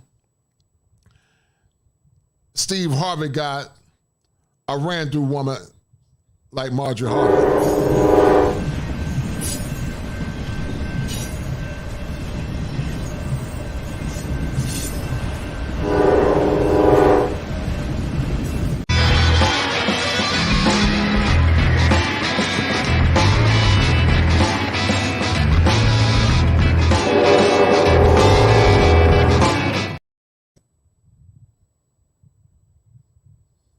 All right, hold tight, guys. Let's finish listening to this a little bit. Hold tight. About Corey Holcomb, you know his style of comedy can be very harsh, brash, upfront, and he holds no punches. And I guess that's the reason Steve Harvey felt compelled to reach out to Corey and ask him what's up with the comments made about him. Here's what Corey Holcomb said about the conversation they had on the phone. Who, you know what I'm saying? I ain't gonna lie, Steve Harvey called me on the phone. And look at that. you know what I'm saying? It was because of something I said on the show. Oh, a couple weeks ago. Survey said. You stupid. What happened? The main point I want to make about that story, and I want Brother RZA to say something about it first.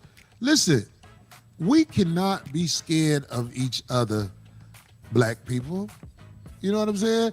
Do not watch Corey Holcomb and think Corey Holcomb is a villain. Because it is my opinion, when Steve Harvey called me, he thought I was going to be like, motherfucker! You know what I'm saying? But we actually had a productive conversation about his concerns and who I am, and me telling him who I am. You know what I'm saying? Short conversation. So it's like all the people that I talk about on the internet, you can't really take stuff personally and listen to what people have to say about Corey Holcomb, because don't nobody know me except for like I'm at my job. So if you see me at my job and you think I'm a villain, I don't know what to tell you. I get it. But I'm saying I'm approachable. I'm a regular guy. All y'all who, cause like when I say it, it hurt. When other people say it don't hurt. I take internet stories and I say it, and I'm the end. Oh, that Corey, he a fool. Corey, because other people say it in a roundabout way. Other people say it in a roundabout way, and Corey's just like, dude. I mean, like, yo, I'm saying to all y'all, man, out there, man, Corey, dog, just talk to me. Now, the only person who I can see who should be scared to approach me is Earthquake. Because Earthquake did me foul, and he don't want to face it. He don't want to say, man, what the fuck? And I'm like, man, you know what you did. And guys, it's a bad thing when you get called out by one of your own colleagues, man. It's a bad thing when you get called out by one of your colleagues. It's a bad thing. Like two men to do. I'm saying it's important as men for us to not be scared of each other and to have a conversation with each other when we see something wrong, instead of having somebody else had a conversation for you. You did put the olive branch out. He just did drink champs. If you have a problem with Corey Holcomb, I'm talking about if I say your name on the podcast where you think I went too far, let me know. But I'm telling you something about me. I am not going to make excuses for the truth. Okay, man, so there you have it. Even though Corey Holcomb did not go into specifics about the conversation, he did say it was productive, and he did hint to the fact that maybe they came to a resolution. I think the main thing, or the main point Corey wanted to get across in the conversation they had and in the clip that I played for you was he's just a normal guy. Being funny is his job, and he doesn't want to be looked at like a villain for doing his job, and also that he's approachable. If you have a problem with me, just approach me, and we can probably get to some type of resolution opposed to airing our grievances out on the internet. So yeah, man, it's good to see two OG comedians hop on a phone call and handle their grievances that way instead of, in a messy. Well, listen, everybody knows that Steve Harvey's a simp. But Steve Harvey, and sadly, Steve, you could have gotten better than Marjorie Harvey. But if y'all believe that Steve Harvey took Marjorie to the Boom Boom Room, if y'all believe that Marjorie took him to the Boom Boom Room, or took Big Boom Freeman to the Boom Boom Room, hit one, I need you guys to cam up in the back if I know you. I need you to cam up in general if I know you. But some of you guys I understand, but you guys gonna have to start camming up, man, because I if I cam up, y'all got to cam up. But you can come up without being cam up tonight for a few. Side chip to the moon, fast car make gon' vroom vroom. Take it to the boom boom room. I'm a visionary. It's been dropped, guys. Finally, the truth. The link has been dropped. Just cam up in the back, brother, and we can have a conversation. Shout out to Dr. Thunder. Shout out to Dr. Thunder. What's up, brother?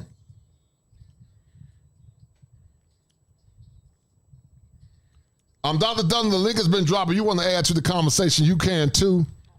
My man, Money Man Mark, or Finally the Truth, you can cam up. Not cam up. Cam up in the back, but then you can, turn your camera off if you want to show your face. And guys, what's your take on this? Is Marjorie Harvey a snake? Because many would say she is. And all right, brother, you good? You good?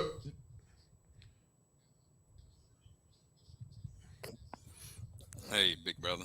What's going on? What's going on, man? What's your take on this, man? Yeah. You say you know Big Boom. Hold on, let me turn you off in the.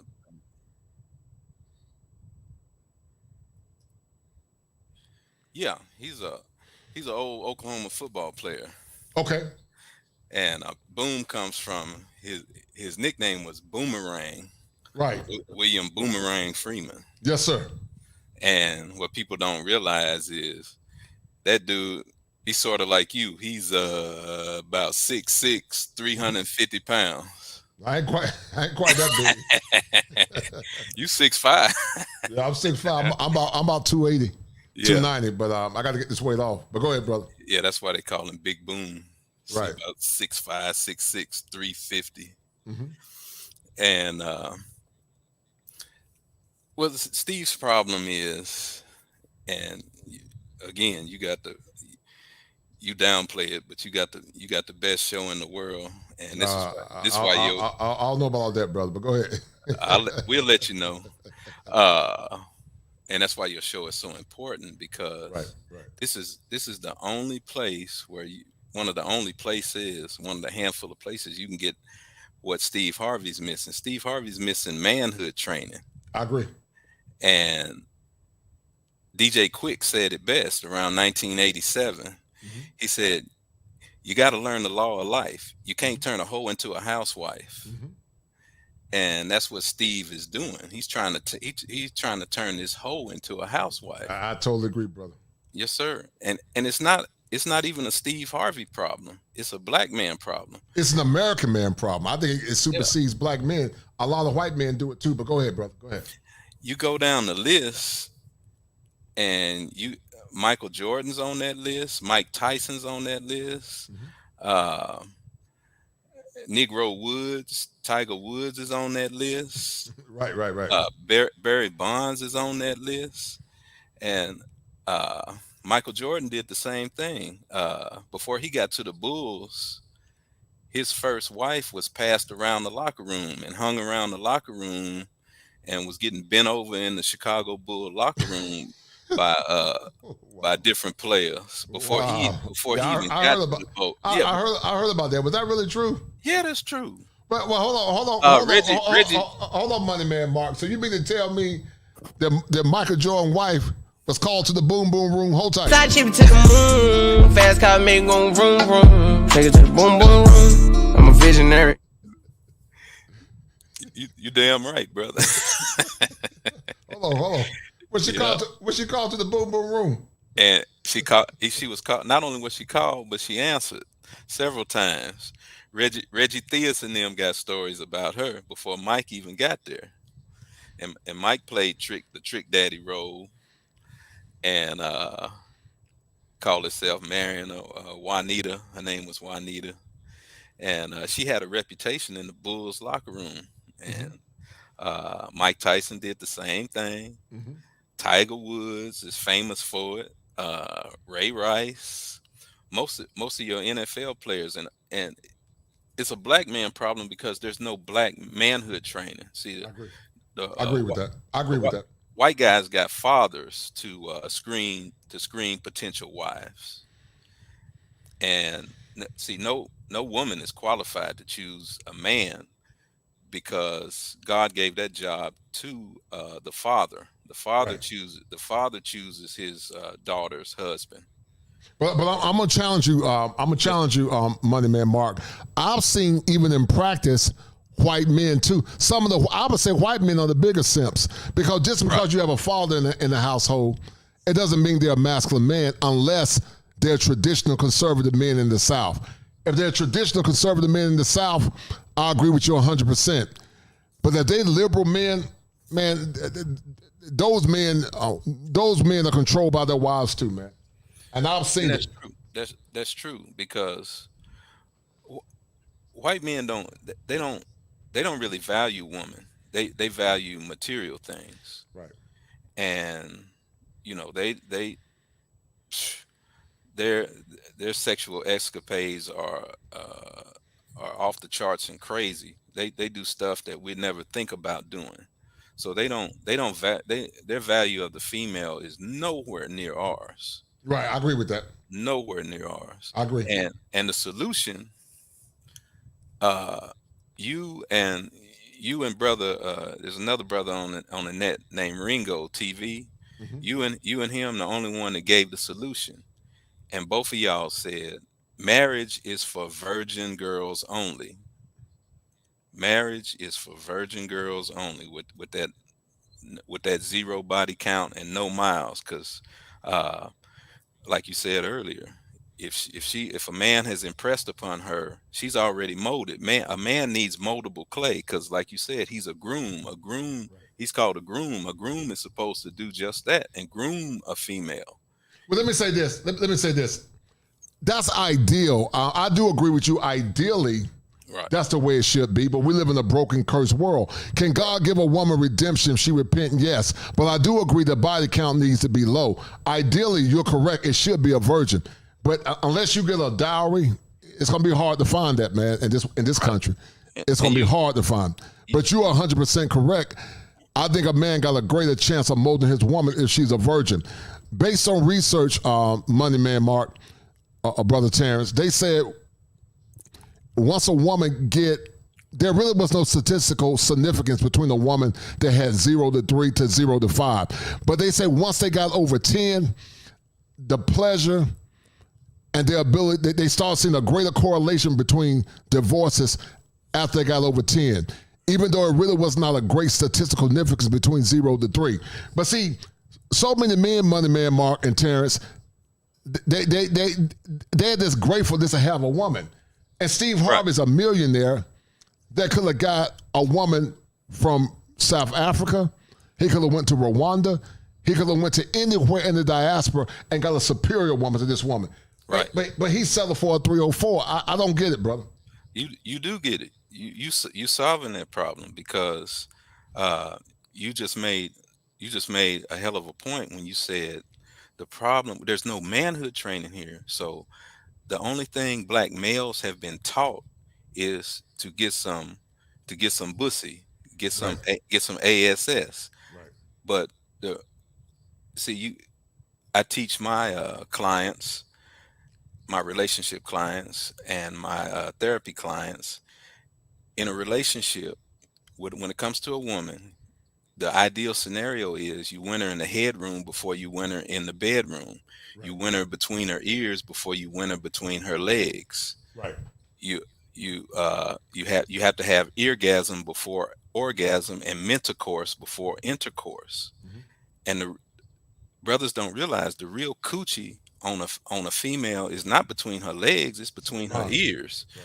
And since they don't know that, they don't know how to play to that, and they don't know how to cultivate that, they don't know how to develop that. That goes along in manhood training. Mm-hmm. That is not taking place. Mm-hmm. We don't even have fathers, let alone any manhood training. So Steve is coochie hunting like the rest of these brothers. That's true. And what is that? Your boy, what's his name? Jason Black gave the best analysis when he said that black males we look at, women, when they choose a man, they look at the reality of a man, what he's making right now, where he's living, what he's doing, what he's driving. Males today, they look at the nostalgia of a female. That's true. They look at the homecoming queen version mm-hmm. of that female when she was 16 to 20. Right, that's what guys. Males are looking at her yearbook picture instead of her reality. Yes, sir. I agree with that. And that's what that boy Steve Harvey got caught doing, mm-hmm. looking at the yearbook picture of Marjorie, looking at the ideal young virgin version of her, right, instead of the old pro hoe reality. Right. He looked over that. Mm-hmm. Mm-hmm. He skipped all the way over that, just like these females trying to skip. They skip steps by they say they want to be a mother. Oh, I want to be a mother. I don't want to be a wife. You can't skip a step. You have to become a wife first. That's what God said. You can't skip no steps in human development. You and I know that as clinicians, but average people don't know that. You can't skip no step, man. Right. That's like somebody saying, "Oh, I want to go from third grade to a junior in high school." that can't happen. You get laughed at talking like that. But females want to skip the wifehood and go directly into motherhood, just like Steve skipped a step and uh not vetting properly. Right. Well, Steve is a gravy train simp, man. See, right. You made an excellent point about nostalgia. That's what a gravy train simp is. They lived back in a time where women were expected to be coof, low body counts, to virgins, and no kids. But this man married a woman, man. They got 2 kids by 2 different men. You know she been ran through. I'm sure she been ran through. Yeah. And even if she won't ran through, she still got 2 kids by 2 different men, which is bad enough. And a lot of it too, man, is Arrested Development. I did a show, Money Man Mark, talking about semen demons, and that was a stone cold, beautiful, hellacious, top of the line, super fantastic show, brother. And let's go back and look at this clip real quick, because Brittany Renner is an example of what we're talking about. The woman is a container; she's a vessel. And the man is synonymous to light. When you got the essence of multiple men inside your essence, it destroys you mentally as a woman. Hold tight. Hello? It is now. Listen. Listen to what I fucking say. Shut up. Okay. Shut up. Okay. Get the Shut up. Shut up. Because I'm a real fuck. You know what I'm saying? Talk. And I care. And I'm a hopeful romantic. But I can't control. At the end of the day, I try to force something that wasn't mine. That wasn't my person. And that's okay. He's sitting over there motherfucking... Hey, hello! It is now. Listen. Listen to what I fucking say. Shut Okay. Shut up! Okay. Get Shut the room. Shut up! So the question is, who's the real Brittany Renner? And some will say that Brittany Renner is just entitled. She's spoiled. But I'm going to argue, and I'm not going to judge Brittany Renner from a because part of me feels sorry for her, because I wouldn't be surprised if Brittany Renner is dealing with a personality disorder. Now, if you look at it from the outside without having the eyes of a therapist, one will argue and say, well, you know, she's just entitled, and she just thinks she deserves the best. But see, when you use the word entitlement, narcissists are entitled. And while a person can have narcissistic traits, men and women, while NPD tends to run more prevalent in men than women, borderline personality disorder and borderlines are more women, called cluster Bs, and NPDs are more men. So Brittany probably looked down on men where she's going through a schism where part of her want love and affection, but part of her has a visceral hatred towards men based on what she went through. And because she was looking for love in all the wrong places, now she got semen demons, because she has seen the sea of men that she gave her body to, and all that essence is swimming through her brain. And that's why these women are so unstable, man, because they got the demons of multiple men inside of them. Not only literal, but also physical. What's your take on that? Oh, perfect analysis and diagnosis. You know who made the best you know why she had that meltdown and who made the best diagnosis? What's that, brother? Both of your grandmas and both of my grandmas. Finish the sentence for me. Once a hoe. Yeah. Once a hoe, always a hoe. Mm-hmm. And Brittany melted down because she's come to the realization that she gonna always be a hoe. Mm-hmm. she put herself in the hoe category. See, there's only two types of women, Right. wives and hoe. Mm-hmm. And she's having that meltdown comes from her realizing that she's forever a hoe now. That's why she told that brother, what? I had a 2nd-degree tear. Do you know what a 2nd-degree tear is? Yeah, your stuff been busted wide open. But see, a brother on the internet said it best. When you play whole games, you win whole prizes. Right. And she has won whole prizes. And the what you're talking about is it has a scientific name. It's called microchimerism. Chimera, yes, sir. Mm-hmm. And why does sperm feel like and smell like super glue?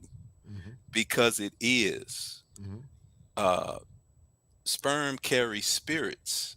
Mm-hmm. And that's why your show was so perfect, talking about semen demons, because you had a sea of men, and Pookie, Ray, Mousky, Killer, and Trigger. Hey, hold on a minute. Dick, just show your face in the back for a minute. I think it's you. I know it's you, bro. Just show your face for a minute. I just want to make sure. Let me see your face again, Dick, real quick. Okay, cool. You good. And females, can you hear me? Yes, sir, bro. Females go crazy because Pookie, Ray, Mousky, Killer, Trigger, Nook, and Mac, all of their sperms are fighting inside that female. Right. It's causing confusion. Right. All their sperms is fighting for the control of that woman. Yes, sir. Right.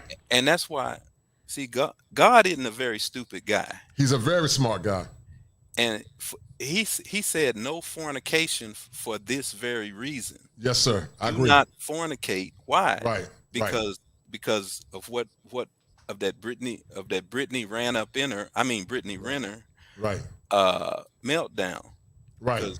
Because when a woman, he designed a woman to be with only one man. I totally agree. He designed a vagina for one, maybe two penises. Right. After two penises, that female becomes a man. She becomes a man. Mm-hmm. And it's just like Coca-Cola, a bottle of Coke. You shake that bad boy up, and sex is like shaking that Coca-Cola bottle up. Mm-hmm.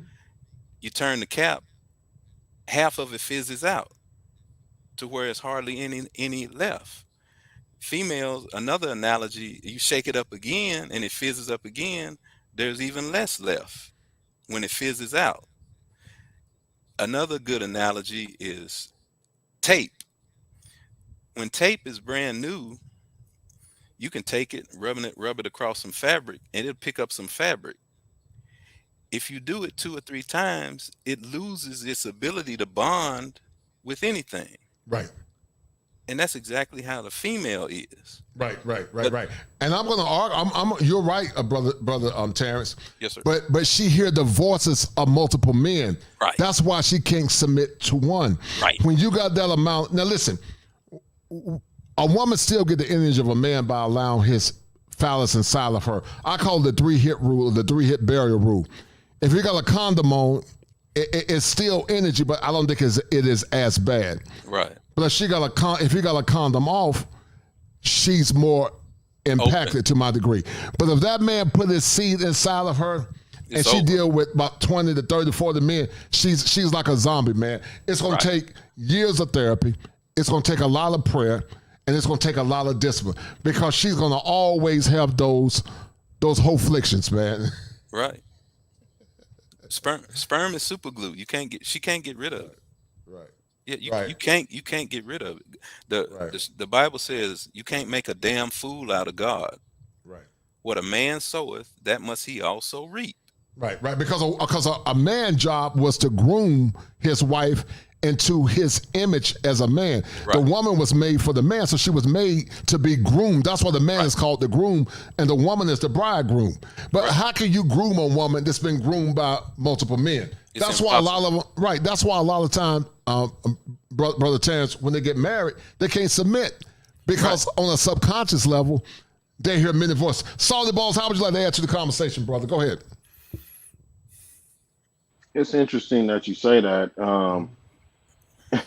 It's almost like husbandry, right? You just Right. mentioned groomed. Husbandry is to somebody who tends to that garden and do the grooming and the pruning and uh, tending to it in such a way that there's no pestilence, there's no ravishing of any harvest or anything like that. And the sort of custodial aspects um, has been compromised because there's all these different ties and stuff like that to where there's no identity. The Yeah, structural yeah. integrity. Hold on, brother. Hold on. So, No, I'm you adding know, to your point. The structural integrity. so long story short, I feel that, at the end of the day, you don't know what's being grown, you don't know what's good seeds, you don't know what's bad seeds, you don't know what cometh of what's been planted in the earth. And so, um, if there's no seeds that are sown from the ground from kids, there's actually all that bad energy in that vessel as a being. And, people are saying that there's all these different men. I say that the sort of veil that that person had is no longer. And so they've become a beacon to demons. Right. I think that, at the end of the day, let it be a cautionary tale to, guys out there that at the end of the day, natural order and law prevails. There's a reason why there's diseases. There's a reason why people get sick because we're not supposed to be doing this in this manner like this. And I land my plane there. Right. No, I agree, brother. No doubt. Excellent commentary. Go ahead, brother Terrence. Go ahead. No, those were all good points. I was saying the structural integrity has been compromised, and the weeds have entered into the garden. And another way God put it in the Bible is Jesus went for the wedding feast, and it was 24 virgins. 12 of them, 12 of them stayed up so that they could meet Jesus and the groom, but 12, the other 12 fell asleep. Mm-hmm. And this is talking about the modern female. She fell asleep, and the Bible say that the 12 that fell asleep missed their appointment with the groom. They weren't able to get married and marry the Christ within first, and a man without secondly, because they fell asleep. And it says oil spilled out of their lanterns. Oil represents wisdom. The lantern represents their mind. Mm-hmm. So these black females have lost their wisdom, and so the problem, how that manifests in today's reality, is the problem is most black kids are fathered by 15% of the males. 54% of black males are single and childless. Females ask me all the time, dang, you at the age you are and you ain't got no kids, you ain't never been married. Mm-hmm. And they say, what's wrong with you? I say, I grew up in America around y'all. That's what's wrong with me. 54% of us, over half of us are single and childless because the black female is addicted to 80% of the kids are by 15% of the males. Those males are the Pookie, Mousky, Ray Ray, Killer, Trigger, Mac Mac, Nook Nook. Those are the 15% that are fathering 80%. Those are the thugs. The black females are addicted to thugs, gangsters, criminals, drug dealers, and they're giving their body to them because they don't have a good father like your daughters got, right, to fight that stuff off, right, and screen potential mates and teach them to stay away from the low lives. But since there's no fathers, the new father is what? The rap video. Mm-hmm. And the black females are addicted to guys they see on the rap video, the pants sagging, dick grabbing, no job having Negroes. Right. And many want good men. I'm gonna do a good show tomorrow. After that vagina been tired and poor, That vagina tired and poor, like the Statue of Liberty, man. And they said, bring me your tired and your poor. And they want you to wipe them up instead of preserving their virtue. And what they don't understand is that that's an insult to a man. Right. But you'll hear these goofy men talking about it don't matter, and your past talking about your past do matter. Just like a man's past matter, because women are judging a man's future. And I understand people can get redemption. Can God redeem a woman? Yes. But yeah, he can redeem a woman, but he can't redeem no vagina. Yeah. You foolish, man. I used to joke around and say your soul, and I'm being funny. I say your soul saved, but that vagina's still a sinner. Because they can't go back in time. The damage is done. Right. Now, it's a soul saved. Yeah, the soul saved. You're going to heaven, but the damage is done, man. Right. And a lot of them don't get it, man. Salty Balls, you want to add anything to it, brother? Yeah. Do you hear me? Yes, sir, brother. Go ahead. There's a sort of concept I've been torn with the last couple of weeks. I think that, maybe people should think about, in which I call, I don't want to use this word on your broadcast, but I'll spell it SUICIDE, virtue. Okay? SUI?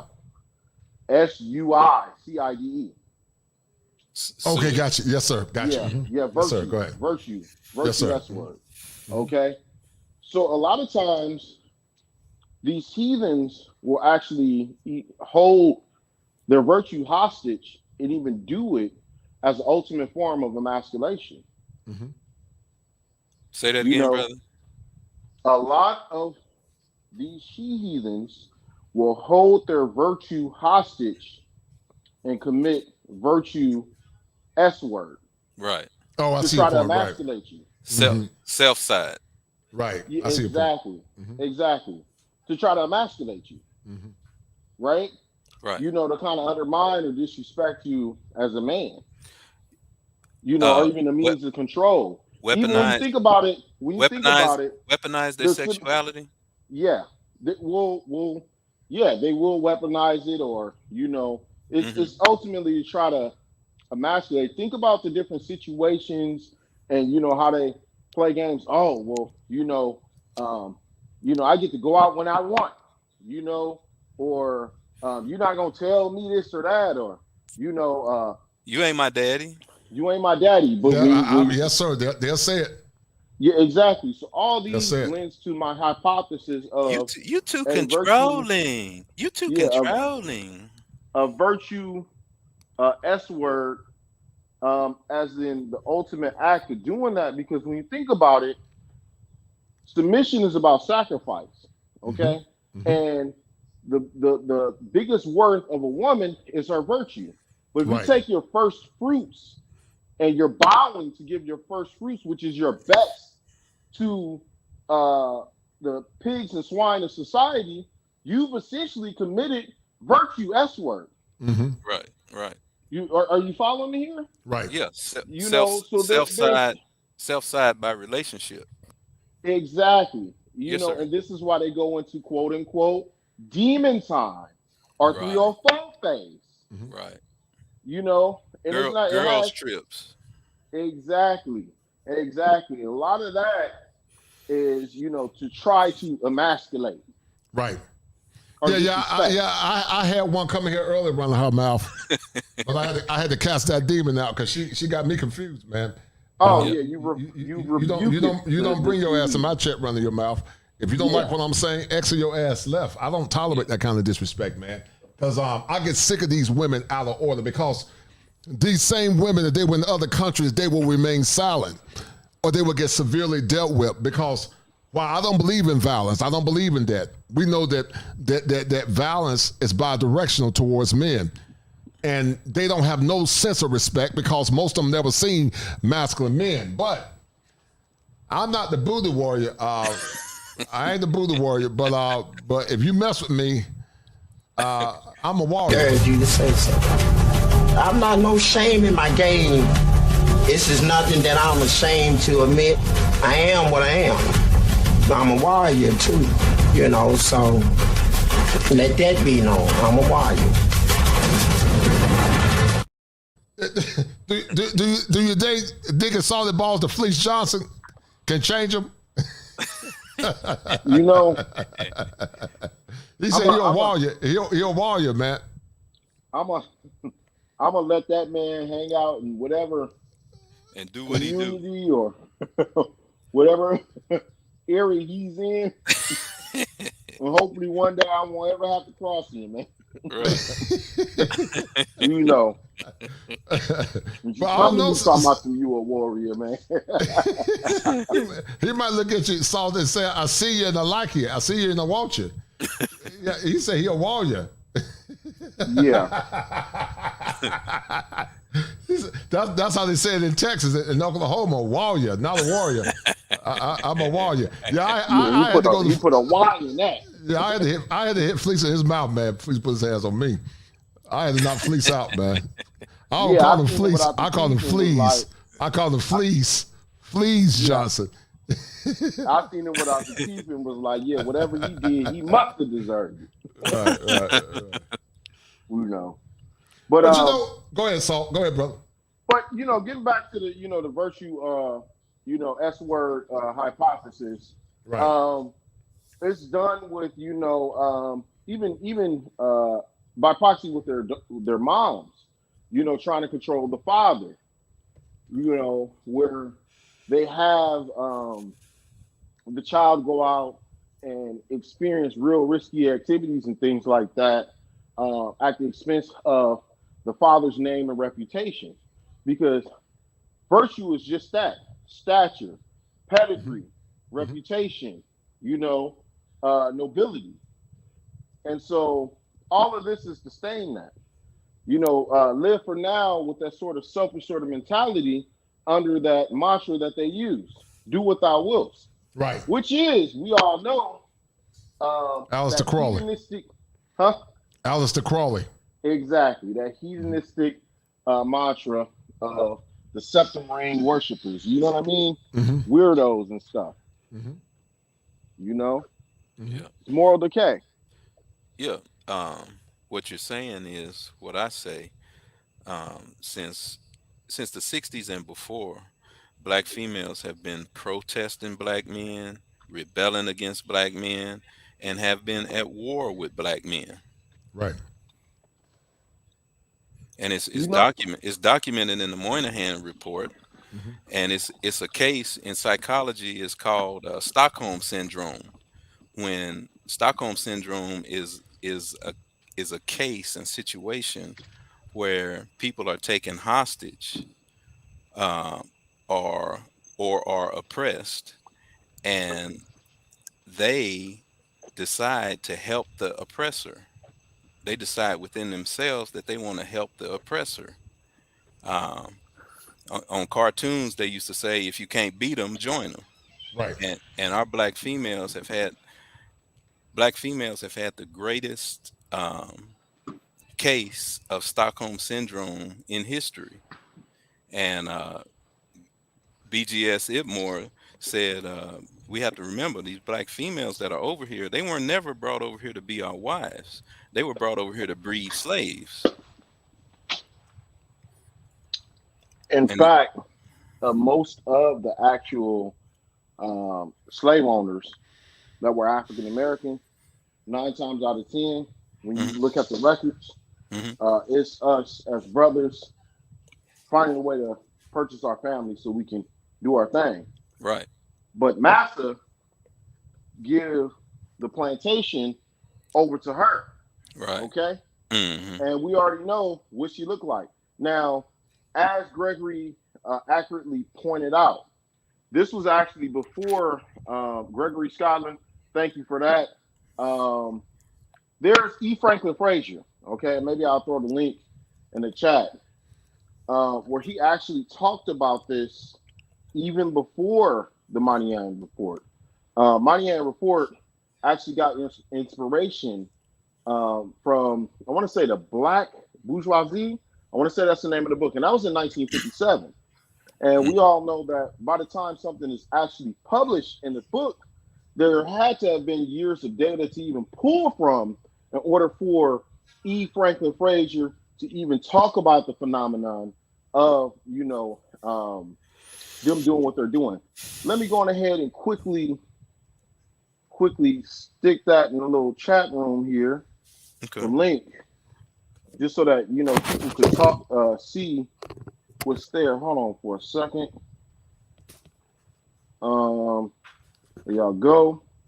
If y'all were to go to the about the fourth paragraph, it says in 1957, Frazier wrote The Black Bourgeoisie, in which he criticized the black middle class matriarchal structure.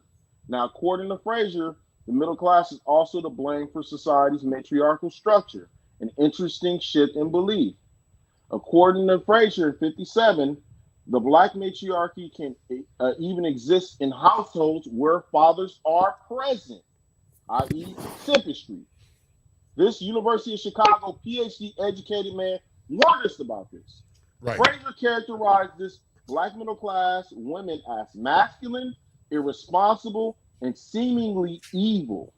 They emasculate their husbands, leaving them unable to perform sexually, spend their money on extravagant luxuries, leaving their children without essentials, and indulge in poker and drinking. In other words, the black middle class woman is a real problem in black society. She ruins her husband, her children, and the family's economic status. This same sort of mentality of wanting trinkets can even be traced back to the guns that we were sold out for. Remember, Daughters of the Trade. This ain't nothing new. That link actually points out to a little bit more of E. Franklin Frazier, but that sums it up. Yep. All this stuff has been hidden and placed in a sort of obscurity of history to try to delay from the inevitable. One day, through the sort of ruins and the halls of academia and the dust and all these books that are hidden somewhere, the truth is going to come out. Mm-hmm. And good thing that we're doing what we're doing today, so it's even harder to dodge the truth. So maybe some young man will pick it up later and be like, oh, okay, this is what this BS is. Right. And I do it, man, because I don't want to see no young man go do what I went through or some of us guys went through when it comes down to relationships. People think when we do these shows, we hate women. We don't hate women. We love righteous women. We don't like what the American woman has become. I've said this, and I'm going to do a show, and Terrence, you and Salt can pop in. But I believe at one point, the American black woman, at one point in recent past, because I got pictures of my great aunt, they were some of the best women in the world. But they were compromised by liberal policies and liberal oligarchs. And now, like Jeremiah Wright said, the chickens. America's chickens are coming home to roost. So, hello? Yeah, can you hear me? Okay, so to weigh in on what you're saying, okay, the prime vehicle to build wealth in this country is obviously intergenerational. But guess what? In order for everybody to be on the same accord and plan intergenerationally, we all know that it's a family project. But if you have everybody doing their own thing, then intergenerational wealth accumulation cannot happen. Right. So guess what? Let me go on ahead and give this here B-Dub this Faustian deal and go on ahead, whisper in her ear this, that, and the third, and that's exactly what's happened. But, as winches are, or wrenches, either way, they're tools. And when the power structure is done, they're done. And now, natural order is, taking up hold, and the men are doing what's in their best interest. Right. Yeah, they have to. They have no other choice. You can't protect something that you don't control in a healthy way because they think control is bad. But the whole purpose of a groom is to control and mold his woman into a healthy image. A righteous man is not going to abuse control. But see, when you hear women say, happy wife, happy life is control. But I'm going to read this super chat. And I'm going to end this stream in a minute. I got to get up. We got a good show coming up on tomorrow, guys. And my Tar Heels are playing. I got a real good one on tomorrow, guys. Because, you know, you got a lot of women bringing their tile and their pour. That statue Liberty box, man. That tile pour box. And they want you to wipe it up after it's been severely used. Shout out to my man, Greg with Scotland for the 5. He said Frazier, Clark, and Monahan told us years ago we didn't listen. And I appreciate it. And you were dynamite. Shout out to my man. Hello, lucky person. Greg with Scotland. And then Greg with Scotland said that Frazier wrote about it in 1939, no doubt. And that's why these conversations are important, because a lot of men are taking bad deals, man. They're taking bad deals. And the thing about them, these chicks that are average, they think they're better than top tier men. And that's why I advocate for men to get with righteous women or travel abroad, because when men start raising their standards, because it's gotten so bad, and then you got chicks saying that your little 120,000 is not enough. And never in this world have men, or in other countries, do women dictate to men what the market is. The man dictate the market. Either you're going to be part of the market or not. Like this woman, the prince maker, queen maker running her mouth, talking about a man can't survive without a woman. Even though women are born with the value that's necessary for a man, water seeks its own level. So if a man don't think that woman is a 1, a 10, then that woman is not a 10. If that woman is a 1 and that man is a 1, if that man don't want to marry that woman, then that man is not going to marry that one. But we're about to end this stream, guys, real quick with closing comments. Saucy Balls, what did you get from the conversation about Marjorie? And what did you get from Marjorie? And also the gravy train Simp, hold tight, the gravy train Simp, and Steve Harvey.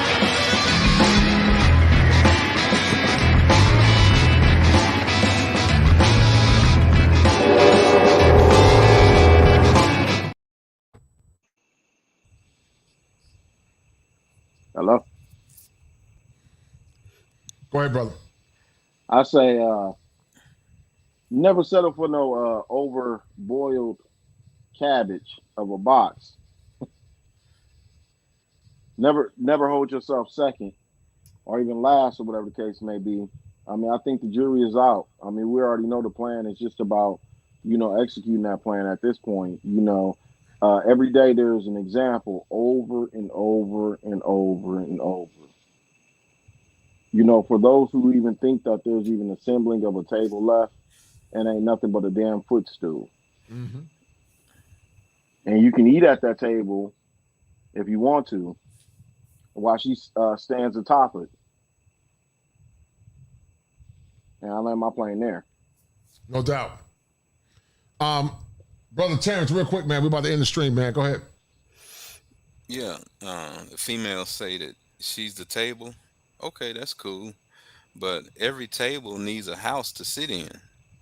And a man is the mansion, is the house or the mansion that tables have to sit in. Otherwise, if a table doesn't have a house to sit in, that's called a garage sale. Mm-hmm. They got a name for it. It's called a garage sale. And like the late Kevin Samuels said, when first a female, when she's a young virgin, the sex org, the vagina, is Saks Fifth Avenue, and after it's used, it's on the clearance section, and when she turns 30, it's in the clearance section. When 30 to 35, it's in the Salvation Army thrift store. And when that vagina turns 40, it's in the garage sale. Right. And that's how the female's life goes. A female gets old at 27. Mm-hmm. A female is old at 27. That's why she has to be married by a good father between the ages of 16 to 24 at the latest. Mm-hmm. Because at the age of 30, it's scientific fact. At the age of 30, a female loses 90% of her eggs. And at 35, medicine calls it a geriatric pregnancy. And this is why a female has to be handled properly. This is why the Muslims overseas and the Muslims here cover up the female, because she has to, in order to be respected, she must be protected.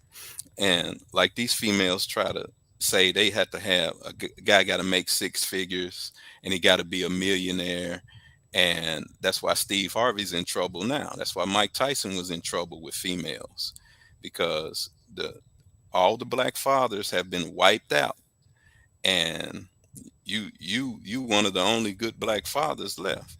And that's why this show is the best show in the world, and it's so important for black males to hear us, and black females get the need for a 6-figure millionaire. That comes from the rap videos, which is the new father. But those females that think they need a millionaire and think they need a 6-figure man, I've lived in 7 African countries, and this ain't nothing that I've heard. This ain't nothing that I read. I've seen with my own eyes brothers in Africa that make 8 cents an hour. Right. $30 a month, $1 a day, working 12 and 14-hour days. So if your used up, woe out, toe out coochie is too good for these brothers making $10 and $15 an hour over here, carry your ass on over to Africa. I'll help you go over there and get with them brothers that's making 8 cents an hour. And I guarantee you will come. That's why Africans are flooding into America and running to America to get these $10 and $15 an hour jobs that our females don't like our brothers on. That's not good enough for these females. Right. That's why these Africans and everybody else is taking them, the Mexicans and everybody else. And see, Clay, one more point. God said for man, just like Brother Kosher and Brother Ringo said on the internet, y'all teach brothers to get a virgin. Marriage is for virgins. Marriage is for virgins. Why? Because the man needs moldable clay. Don't know what can you do with some hardened clay? You remember making pots in class, right? Right. You can't do a damn thing with hardened molding, already molded clay. Right. You can't chew. You remember ABC gum? ABC has already been chewed gum. There's no store in America. You've been in thousands of stores. Have you ever seen a store that sold used pop? You ever seen a store that sold used gum? Nah. That's how brothers like how they like their Nikes, old and wore out, hanging from the electric line. No, they like their Nikes brand new in the box. Right. People buy brand new pop. People buy brand new gum. That's how that's the same condition a female has to be in, not used up, woe out, and toe out. Right. No, I hear you, man. And nobody wants used vagina. And listen, I do believe that a woman can have redemption. You have to be realistic because we live in a fallen world. Ideally, virgins, I think, are better for men. I got good friends that are going abroad, man, and they deal with, they can pay a dowry and get a virgin. But if she ain't a virgin, them bodies need to be low. Right. Because you're not going to get no damn, they say pay all bills. I'm not paying all bills for somebody's use. I'm not. I refuse to pay all bills if your vagina has been severely used. I'm just not going to. What I pay now, I'm going to prorate it based on the numbers. We don't even lie about it. So I'm gonna prorate it. You're gonna grade it on the curve. I'm gonna grade it on the curve, man. And you said it beautifully and perfectly the other day, right? When you said you'll be damned if you paying for another man's image. Oh yeah, I'm not paying for another man's image. And see, it's an insult, man. Right, a child. It's an insult. A kid is another man's sperm, and we don't want to. We don't want to see. The only man that want to see another man's sperm is an alphabet man. Right. and that damn show ain't. Well, I'm gonna say this. I'm about to go. Deacon Salty, are you gonna go and take care of their children? I believe you're gonna take care of their children. Not children, but children, Salty. Hey, I'll leave that to Steve Harvey. You see, Robin Harris, he had enough of it to the point that, God bless his heart. He ain't with us no more, them damn babies kids. Y'all foolish, man. You gonna leave Steve Harvey.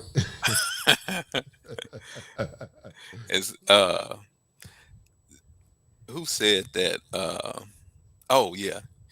Like DJ Quick said, Steve Harvey didn't learn the DJ Quick law. You got to learn the law of life. You can't turn a hoe into a housewife. Yeah, and it's true. It's true, man. It's very true. Like I said, unless that woman is on her knees praying and asking God to change her, she gonna always struggle, man. Them semen demons gonna always be calling her back to the streets, man. And I think Richard Pryor tried to give Steve some advice. Richard Pryor or somebody else, they said, "Son, you don't buy hoes, you rent them." Oh, who said that? I think it was Richard Pryor. I can kind of hear his voice saying it. See, marriage is buying a female. Mm-hmm. But see, you don't buy hoes, you rent them. Yeah, and like I said, man, if you had women that were humble and they made, I would have more grace for a woman, Terrence and Salt, if a woman was humble and she said, "Look, I made some bad choices in my youth. Right. If you don't want to be with me, I understand." Repentant. But right, she got a contrite heart. Right. But these women that are ran through, loud, they're arrogant, loud, and they think that they're better than you. But see, my mama was a virgin. My mama was a virgin, and my grandma was a virgin. Right. And most women in the past, they were this virgin. That was this part of it.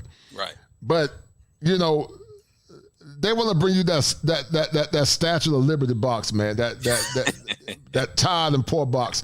I'm gonna do a good show on tomorrow. Y'all gonna laugh, man. That tired and poor box. Yep. And they want you to take it, and they want you to cherish it, and make it feel special. But their greatest commodity, which was their virtue, they gave it away for free. But then on top of that, they'll come to you and start making demands saying you got to make 6 figures.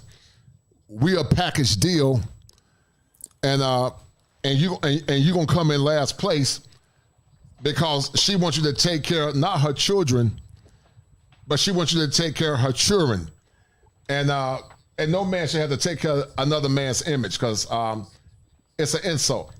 And I don't knock a man, that's what he want to do, but I know when men travel, they can get better than what they're dealing with here in America. Right. But anyway, man, we're going to end this stream. It's been a good one, guys. It's been a good one. Yes, sir. And Deacon, man, I appreciate it, man. It's been a good one. I will be seeing you around, brother. For sure. And guys, we're going to end this stream. Shout out to my man, MC Recovery. See ya, KC8 through the 10th for speaking to my Atlanta friend. No doubt, man. I look forward to seeing you, brother. And guys, if she take you to the boom boom room, before you put that ring on the finger, you better run. Touch it to the moon. Fast car make gon' room room. Take it to the boom boom room. I'm a visionary. Guys, go check out Salty Balls and Machismo TV. And we're gonna end this stream, guys. Hold tight. Hold tight. Let me see where we're at.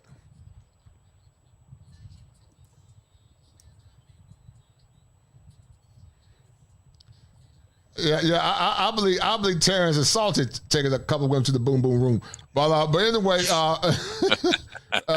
we're gonna end this stream, and guys, go check out Machismo TV and Deacon Salty Balls. They're doing good work for men and male-centered content.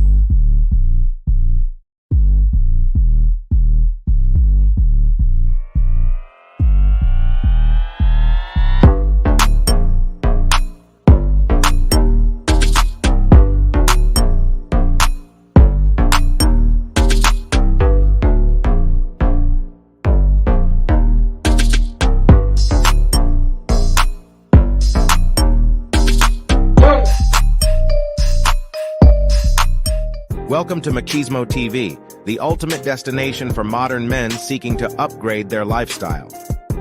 Subscribe to Machismo TV and Saul T-Balls.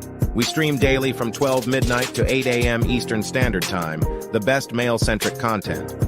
Highlight reels without reviewing or providing any editorial bias to the content.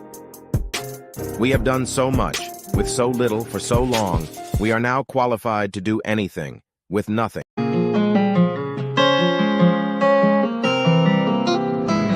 When my friends go, it was simple. When the ends low, switch the tempo. I got right, I got heart, I won't die, I'ma fight. I go down, then I strike. I go hard day and night, yeah. I go hard day and night. 1 to 1, no surprise. See the hate in their eyes. My brothers blood money bleed. I got the game in the squeeze. What would you do for some green? What would you do for some blues? Go pick and choose the family the cheese. Some people not built like that. Some people get killed like that. Pressure like water, lights, motion, bills like that. Now I got kids like that. No wonder why I feel like that. Some people go to war for nothing. Me, I go to war for something. Before there was the manosphere, I was. Before there was the internet, I was. When the ends low, switch the tempo. I got right, I got heart, I won't die, I'ma fight. I go down, bet I strike. I go hard day and night. Money on the line, keep calling. Money on the books, need all that. My kids, they'll be ballin'. Got a real bankroll, not for Instagram. My mama on the line, keep calling. Praying for me, know I need all that.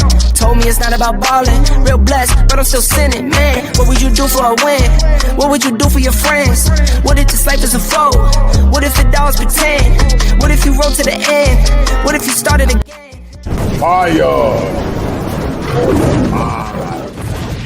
The Kosher Clinician.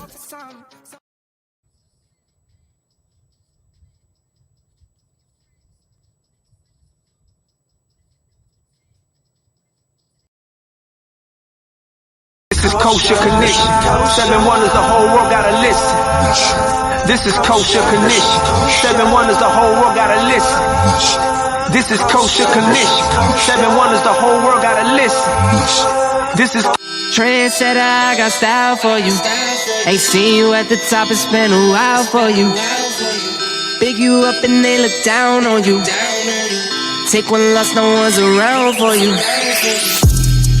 I won't stop, no, no, no, no, no, no. I won't stop, I won't stop.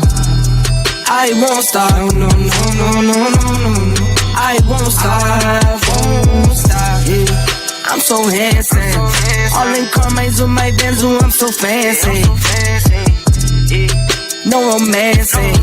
Got my baby and she right, she make you vanish. No time to play, got book dates. Had a plan, only had to wait. Always knew I'd make a way. Send a bill, they send a pay.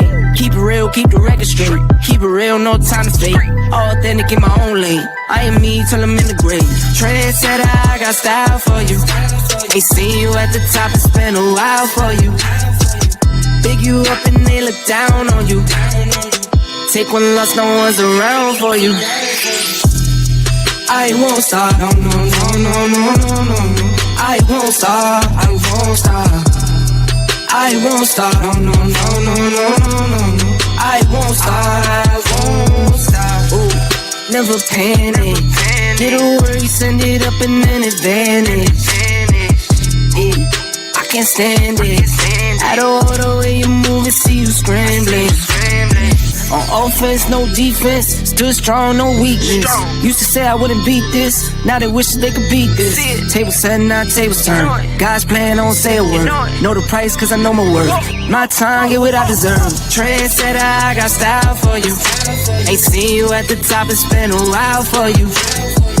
Big you up and they look down on you. Take one loss, no one's around for you. I won't stop, no, no, no, no, no, no, no. I won't stop, I won't stop. I won't stop, no, no, no, no, no, no, no. I won't stop, won't stop.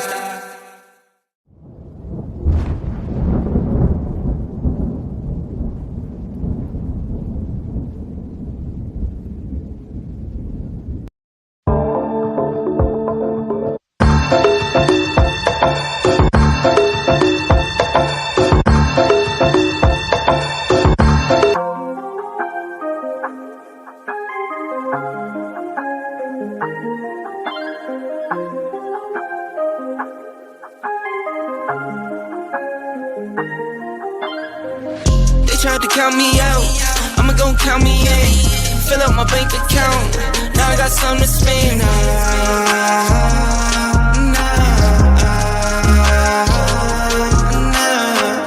They tried to count me out, I'ma gon' count me in. Fill up my bank account, now I got something to spend.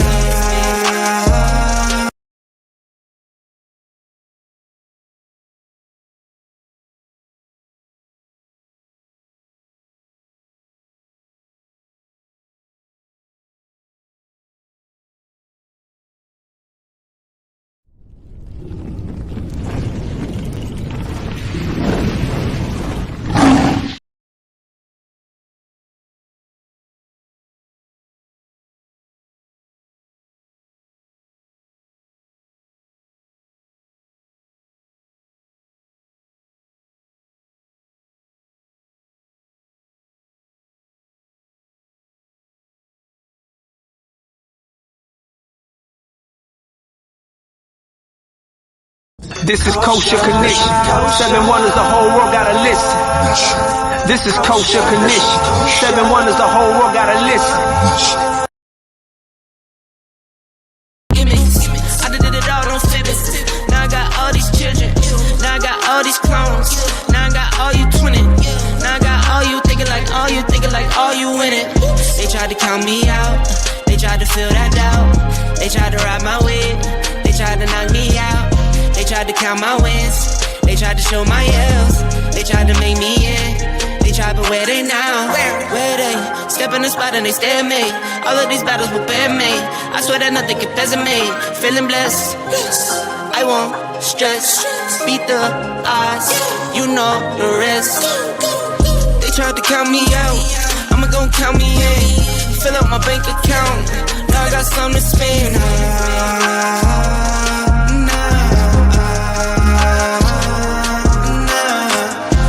To count me out, I'ma gon' count me in. Fill up my bank account, now I got something to spend.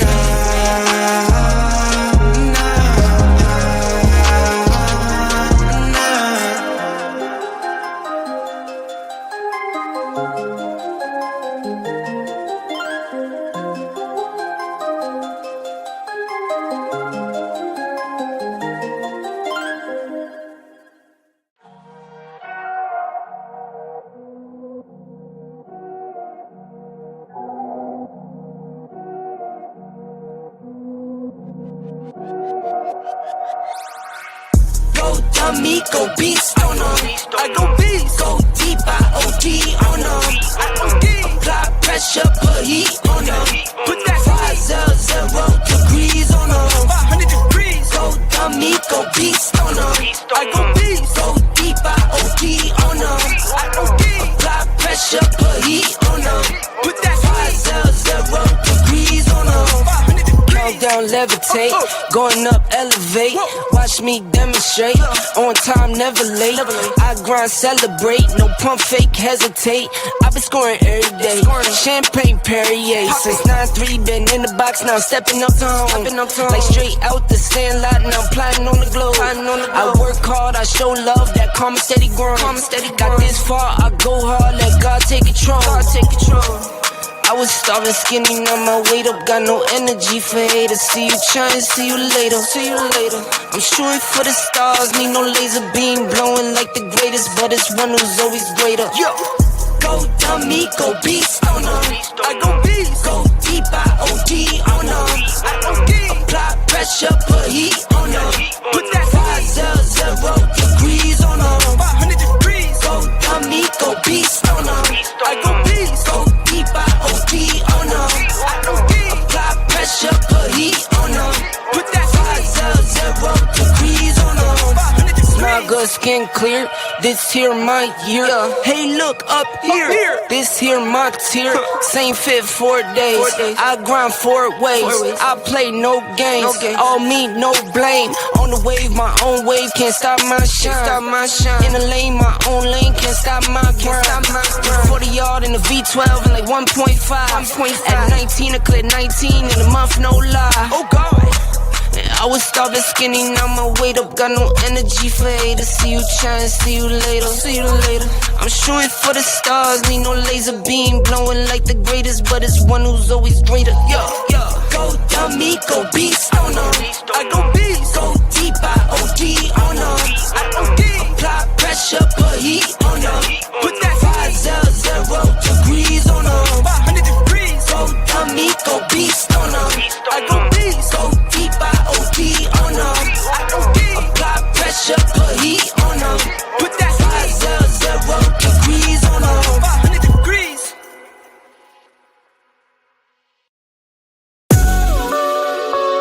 I'm a one. I'm a one. I'm a one-to-one, I could never be you. Low me tools, no, I can't be fooled. Low me tools, no, I hate these dudes. I'm a one-to-one, I could never be you. Anything you could do, I could do better. I can do better than you. Anything you could do, I could do better. I can do better than you. Drop my first single, let go, he rap. You thought it was a drought, that's cap. I get the front and I get the back. Lil Uzi the facts, like that's a rack. Bought some new boots just to wear them out. Bought a new Beamer, I run it to the ground. I used to say nothing, I bet they hear me now. Handle my business, no need to hear me out. Talking too much, say less. If it's less than a check, say less. If you can say it best, say less. I'm taking all best, say less. Talking too much, say less. If it's less than a check, say less. If you can say it best, say less. I'm taking all best, say